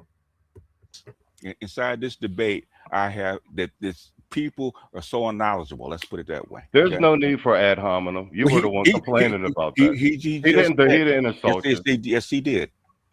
Yes, he did. Where did I insult him at? I responded. Okay, great. Wait, were you even listening? You haven't taken a single note this entire meeting? This nigga getting triggered by...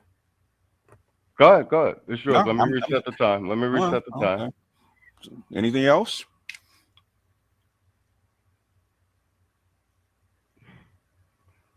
Can I mute the guest mic? Okay. All right, guys, we're at the 1 hour mark. You want to move on to the next issue? You want to do the well, he's got to agree to it. He's got to agree. He's got to agree to it. As long as it doesn't get too contentious, I'm fine with it. Okay, Yeah, the way he floundering with this shit, he couldn't wait to move on. I've been doing this Pan-African stuff for like 25 years, so I'm good with it. Well, to you guys' credit, it's been very freaking civil. So you guys are doing good, by the way. It's been civil. I'm doing this for you. You know this, man. It's been civil. It's been civil. It's been good. It's been good. All right, but you got to agree to it. So we're going to pivot from Iran because we talked about this backstage, and you guys want to do Pan-Africanism? I don't care. Okay. Go ahead. Tito, you got. Let me reset the clock. Tito, you got 5 minutes. You can put the premise.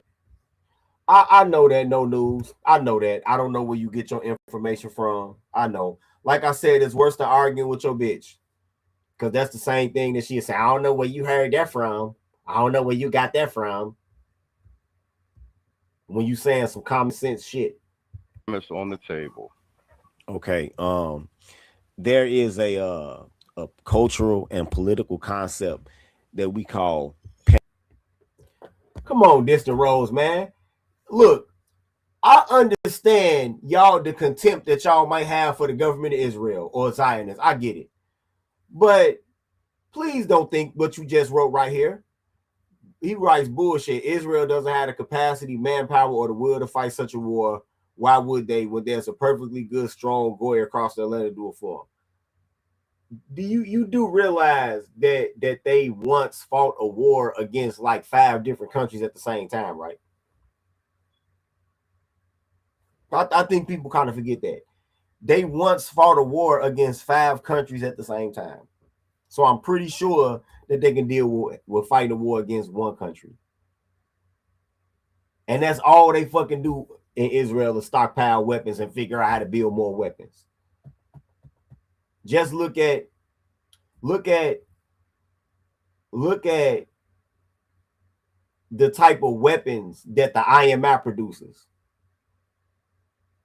Israel Military Industries, the Uzi, the Tavor, the Jericho. They constantly turning out shit from knives and guns all the way up to fucking cruise missiles.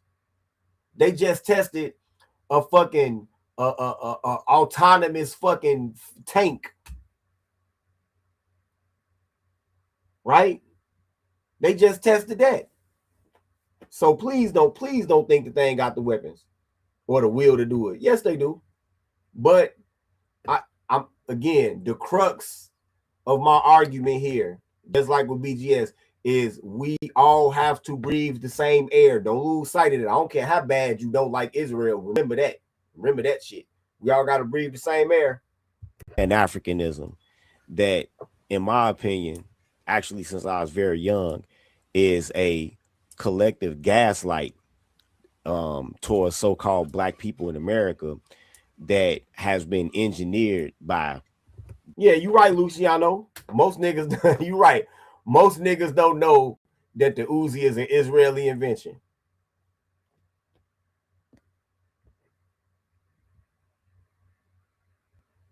That's all they think about over there is weapons. So please don't think that they don't have the weapons of the shit and they don't fall. They fucking military has been in a constant fucking state of readiness for 80 years now. I don't know why. Please don't think that. Please don't think that. Globalist for us to carry the moral weight of many of the political aims of Black people outside of the country, and we do so at our own expense of time, money, sometimes being physically struck, arrested, what have you, and that for all of the years that Pan-Africanism has existed, it's only seemed to be a tale of a one-way, unrequited love by so-called Black Americans towards the rest of the darker parts of the human family. And so the question that I will put to BGS is, can he explain in any way possible how has Pan-Africanism been of any net benefit to so-called Black people here in America? I'll land my plane there. It's so easy to become a podcaster with Riverside. First, go to Riverside and open an account. When you're ready to record. Okay, excellent. I'm restarting the clock. And mind you, this the Rose again. I just Googled this while we were sitting here. This the Rose said that was back in 1973, which lasted 3 weeks and needed heavy U.S. support for it. But I'm telling you, they don't have the capacity to produce these weapons in the quantity needed, even though they spend damn near 9% of their GDP for the military. They defense spending was as of 2024, 8.8%.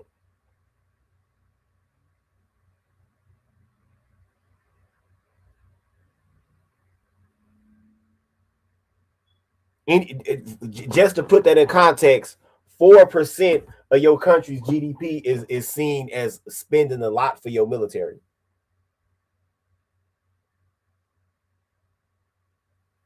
Straight up, 4% is seen as a lot. 4%.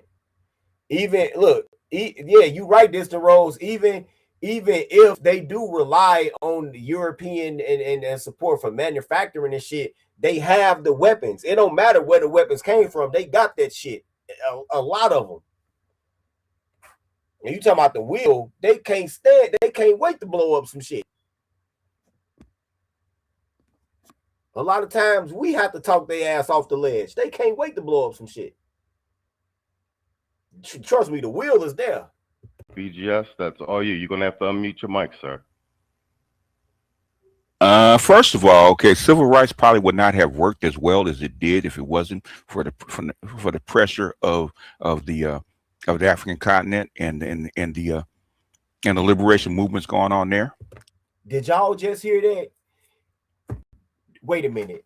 Did y'all just hear that? BGS just said that civil rights. Wait a minute. Let me hold on.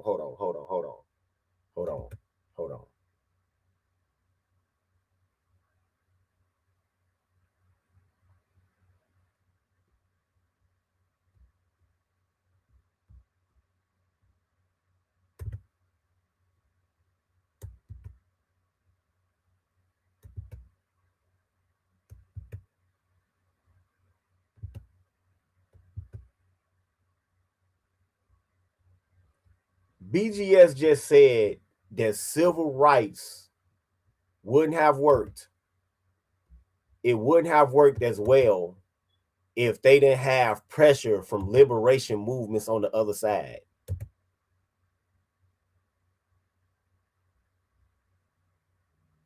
He literally just said that, bro. He literally just said that.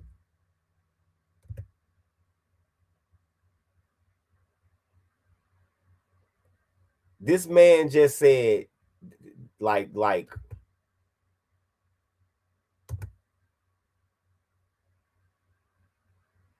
this man, just in case y'all didn't hear that. Wait a minute. Hold on. This man just said that if it wasn't for the pressure of liberation movements over there, that civil rights wouldn't have worked as well. What the fuck is he talking about? A lot of those movements over there was inspired by our civil rights movement.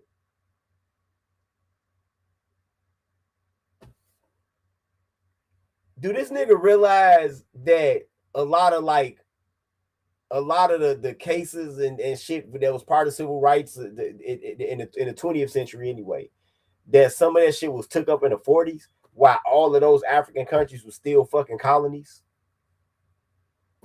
Do we understand that?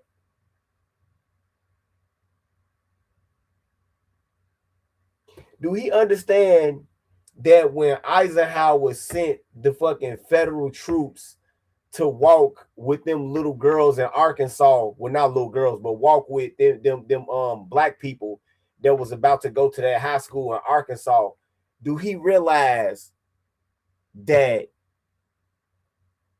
virtually all of those African countries were still under the direct mandate of Europe? What the fuck is this nigga talking about? This is basic fucking fourth grade history.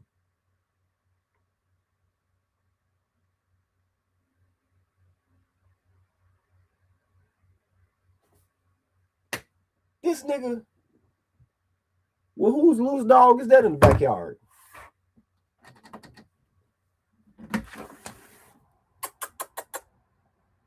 What you doing back there?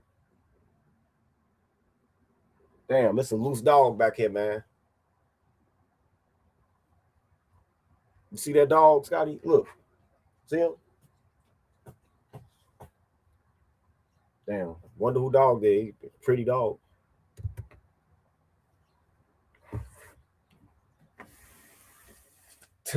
No News writes, BGS got to be a tether the way he willing to give other folks credit. Maybe, bruh. Even this is the first time I've ever heard anybody say what he just said. That's the first time I've ever in history heard anybody say what BGS just said. I've never heard that anywhere.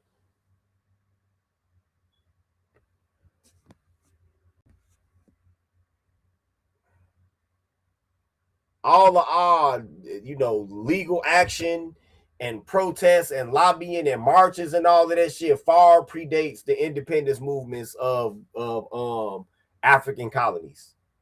It's because Europe eats off of Africa, and the United States gets stuff from Africa. They needed that to keep it calm.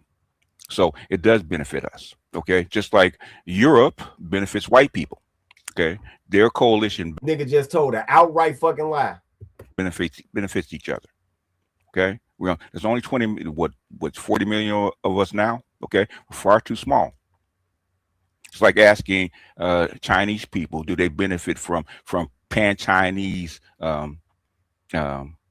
relationships? Now, this relationship has been sabotaged is because Europe especially does not want African Americans to go over there and start helping to actually develop the continent. Okay, so there's been, man, Europe wouldn't give a fuck about that shit. And you know why Europe wouldn't give a fuck about that? Europe wouldn't give a fuck about that because at the end of the day,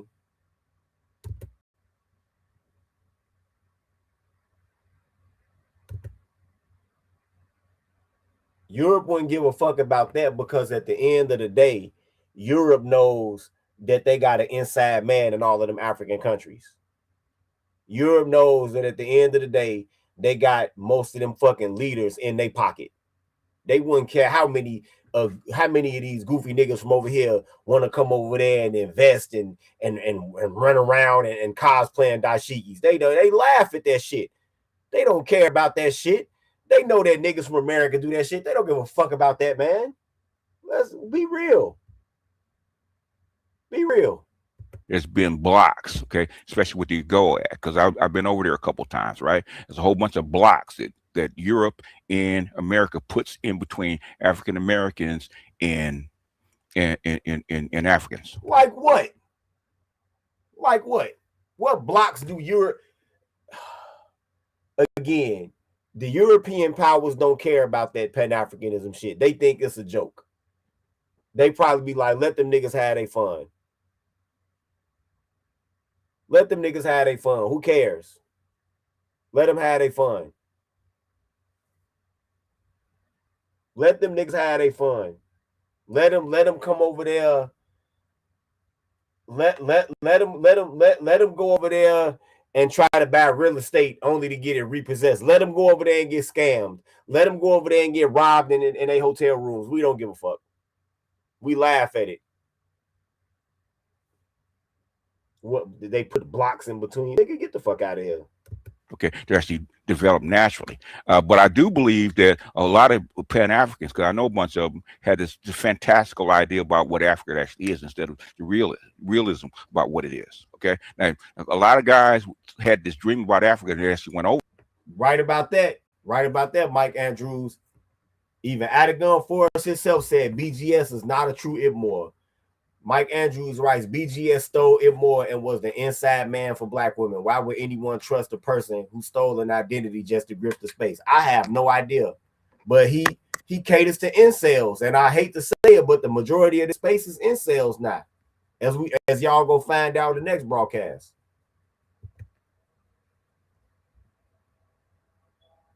There, okay, it's different. Is there opportunities? Yes. Okay, is there a way to actually build something over there? Yes. There's a way to actually go over there and be free and free yourself as a black person that you can't get here. Yes. Okay, there's a bunch of that. There's opportunity. So that's how Pan-Africanism actually does benefit black people. Okay, the nature that you got almost 2 billion Africans on the planet benefits you, because if you're like 40 million people all by your little lonesome self with no power, you be up the creek. Okay, so it does benefit you. I'll land my plane. All right, excellent. You had 3 minutes on the clock as well. Tito, I'm going to let you rebuttal that, but then I'm going to, because I forgot to address Andre's question in the chat. We're going to circle back to the Iran after this, and we'll get right back to this, because I want to make sure I answer Andre's question. He paid $5 for it. You can let me restart the clock, and you can rebuttal BGS's response. Go ahead, all yours.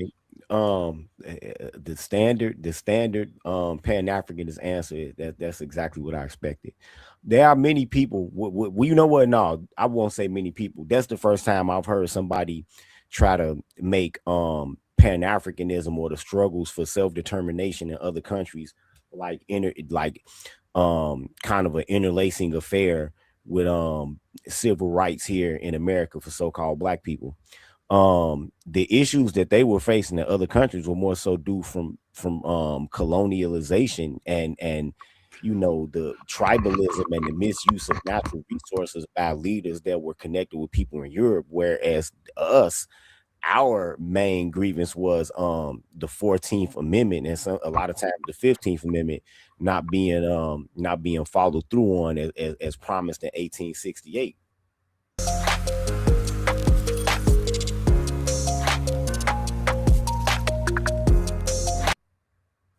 But I don't understand why my colleague would possibly say that Europe didn't want black Americans coming there to help, when actually it's a lot of African leaders themselves that don't want black Americans over there. For instance, the guy who runs Ivory Coast now, Toure, when the Russians gave him money to improve their infrastructure over there and they needed engineers, he actually made a press release that said that he wanted engineers except for so-called black Americans. So I don't know why my colleague and many other people hold on to this anachronistic and outmoded way of thinking, right? The plain facts is that starting in 1953, they began bringing these Africans over here to replace us. And a lot of people still haven't woke up to that fact. They began bringing these Africans here to replace us. And I've always mentioned the legacy Democrats that have been entrenched in Washington as an administrative class ever since the Roosevelt and the Truman administrations. And they sold it to Ike's administration as a way to extend Western influence in West Africa. And they bought it, and then they started bringing these people here. And ever since then, they've been showing these people favoritism. Even Muhammad Ali remarked that in his early career, when segregation was still a thing in many parts of this country, that he wasn't allowed to go in certain hotels and restaurants, but he would see them gesture and let Africans in, saying, no, that's not a nigga, that's an African, right? So if these African people were so politically so in unison and in terms of morality and everything with so-called black people, then they wouldn't accept privileges like that. But we all know that they do.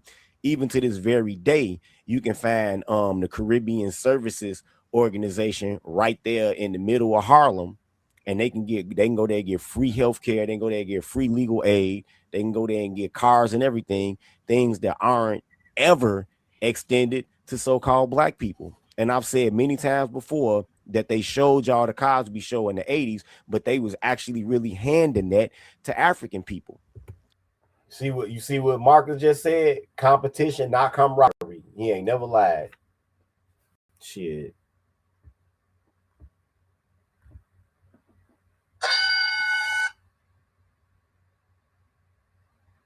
So we can't say that there's any such thing as Pan-Africanism if black people from all around the world are willing to come here and accept such massive handouts at the deprivation of so-called black people from the country, and then tell us, gaslighting us, of course, how they just work hard and save money.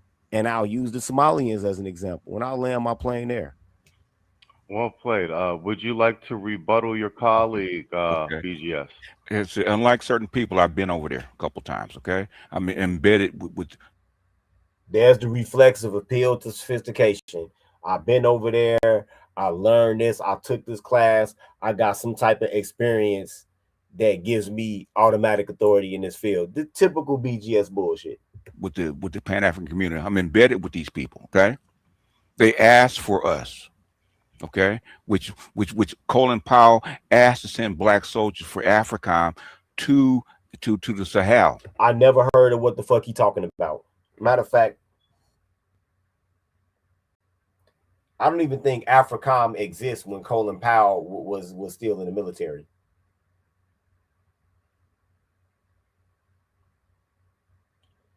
Did Colin Powell ask for black troops for AFRICOM?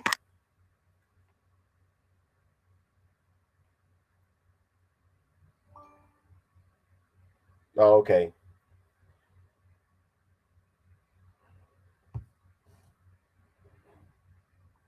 It said that he did ask for black troops specifically for an African mission. Okay. We give him that one. But AFRICOM, I don't think it exists. I don't. Matter of fact, no, it didn't exist. It didn't exist until Obama. I told you this nigga need memory care. Okay. Europe and white people denied that request. Okay. They asked for us. They didn't. I remember telling them back in 2007, 2008. Okay. They didn't want the Chinese to come in and develop. They said, how come y'all can't come in and do it? We don't want them. We don't trust them. Or how about the rest? We don't trust them either. We want black people that look like us to have to come in and help us. They asked for us. I know that. No, they don't. No, they don't. They don't want black Americans over there. They let Chinese literally slap them around and get them neck respect. They don't want black people over there. They do not want American blacks over there. The same way they don't want you marrying their daughters, the same way they come over here and tell you ain't got no culture. And you know what? This nigga so dumb that this is the only reason that I even want to do this debate, so I can catch him up in what he's stepping his foot in right now. Because they told me to my face. And we're not talking about little cab drivers on the street. We talk about officials that are running for freaking president. They asked for us. I don't know what your Pan-African deets are. Okay. I don't know what your experience is, but I've been 30 years in the game. And I've had people like Dr. Marifa, who is Kenyan, who is a globalist, okay, who is a global elite, okay. I asked Dr. Marifa, if I'm lying, please tell me why I'm wrong, right? He agrees with that because he deals with this stuff all the time. And a lot of stuff that you hear me say and him say has been echoed through their voices, okay. I don't know what you're reading. Anyway. I'll land my plane. Well played, sir. Tito, would you like to rebut? Yeah, it's called reality. All over Al Gore's internet, you can see people in Kenya saying they don't want passport bros to come to their country. You can see many media platforms that's ran by, these tethers that are very critical of so-called black men. You can see many crimes perpetrated, like the lady that worked at McDonald's stabbing her supervisor to death with the that lived with the white boy with the hard wig. um like the woman that was working at the nursing home that was twerking on top of a patient's head. You can see the crimes. Getting hard and getting turned on are not the same thing. That is why Blue Chew Gold was created. Science shows that arousal. I guess if they can tell that they commit of a certain age against so-called black people, I just don't understand why people still think that Pan-Africanism exists when there's much evidence to the contrary. And another thing, you can see how these women, particularly dark-skinned Afro Hispanic women and African women, how angry they are once they get here and they realize that the dating market doesn't work out in their favor, especially because they can't get a white man. So the first thing that they do is they vent their frustrations by talking shit about black men, right? Some of the people that us as manosphere content creators have to refute a lot of their claims, like Chrissy, like Share 7, are groups of these black people that are from outside of foundational black Americans that we have to come online every day and combat their propaganda. So when you take appraisal of all of that, I don't see how in the hell that anybody can entertain any notions that such a thing as Pan-Africanism still exists in 2026. I just don't. And I'll land my plane there. Okay. Hold on for a second. BGS, would you like to? I don't know. Would you like to respond? Where does dating get into all of this? Okay, the thing is, I know it because we're involved in it. Okay, the Chinese did not want to develop you. Okay, the only reason the Chinese has to develop you is because they allowed Gaddafi to get whacked. Okay, and for them to actually continue a Belt and Road for it to actually work, they needed Africa. Where dating comes into this is that when you see a lot of these negative videos that are disseminated about so-called black men, major contributors are these black African women and these Afro Hispanic women, like I'm telling you. So that flies in the face of this fucking bullshit ass fictional fairy tale Pan-Africanism shit that you're talking about.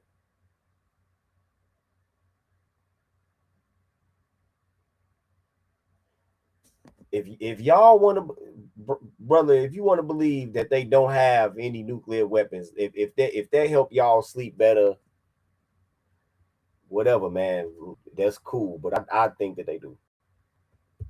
That's how we got the East African corridor. Okay, because we told them, we told them.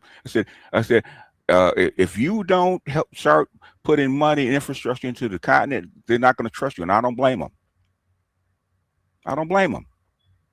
That's how we got built. Chinese had no choice. They didn't want to give Africans an on ramp to develop, to be the nigga. The Chinese came over there for their own selfish gain. Thank you, Marcus. They don't want the Chinese there. So how are they there? Did they invade? No, they didn't invade. They invited the Chinese in. And the Chinese are building shit over there in exchange for natural resources and the ability to have another market to sell things in. It's common fucking sense. It's common sense. The next global power. They didn't want to do that. They had no choice. Okay, but it took black people from America to actually help convince the Chinese to actually do this shit in their own best interest. It actually turned out to be a winner for them, but they didn't want to do it. Okay, I know I've been deeply embedded in this stuff for the last 30 years. The thing is, If you got the details and you got the documents and you got the people, man, pull them up. Again, Davidson Michael writes nuclear deterrence, though, right? So even if there were nuclear weapons that someone else had, our nuclear weapons would deter them from firing on us. Not necessarily. Not necessarily a country like Iran. I'm telling y'all, whatever y'all think about normal diplomacy and foreign policy, throw that shit out the window when you talking about dealing with Iran. Other than that, all I'm getting is opinions. I'll land my plane there. Thank you, sir. Tita, would you like to offer a rebuttal? Yeah, it's a lot of opinions out there. It's an opinion that you in a kata. It's an opinion that you have no culture by multiple content creators that are from those countries some of those same countries that you're trying to defend. I don't know why. There's an opinion that you're a dirty Black American. There's plenty of opinions out there. And all of the opinions out there say that compared to all of those people from those countries, that you're less than human, you're not civilized, you don't have a culture, or they want to know where your family is from. Yeah, you're right. There's plenty of goddamn opinions out there, but I don't know how you still don't see the writing on the wall. You sitting here right now carrying water for people that don't give a fuck about you and wouldn't piss on you to put you out if you was on fire. And I don't understand it. The government brought these people here to replace you. And it seems like that you are so caught up in leftist orthodoxy that you can't recognize it. Now land my plane there. Okay, BGS, would you like to offer a rebuttal? The thing is, you comparing a million immigrants to a billion people, okay, on the continent, okay, and the people that actually matter. And the people on the continent say the same thing. Or is he gonna pretend like it just wasn't a whole bunch of dirty, musty ass Kenyans a couple of months ago talking about we don't want passport, bro, come here. They are disrespecting our women. He gonna pretend like that never happened, right? Fuck up out of here. That's on the continent, right? Or actually run the freaking governments. Okay? That's what you're comparing it to. We talk to the people that matter. The people that actually determines what goes on the ground. That's who the people we talk to. We don't talk to the. I'll give two craps about some chick that has a white man fantasy coming over here with mad because she can't get a white man. Okay, that's been around since what 1700. Yeah, but those are the ones that are getting online influencing Black American women, though, nigga. Or is he gonna sit here and pretend like Sheriff 7 don't exist? Or is he gonna pretend like media takeout don't exist? See, talking to this is literally like talking to a fucking brick wall. And this is why I hate even having a discourse with this nigga. And he understands what he's doing.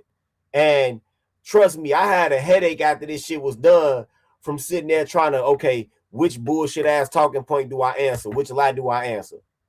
Which gaslight do I answer? Right?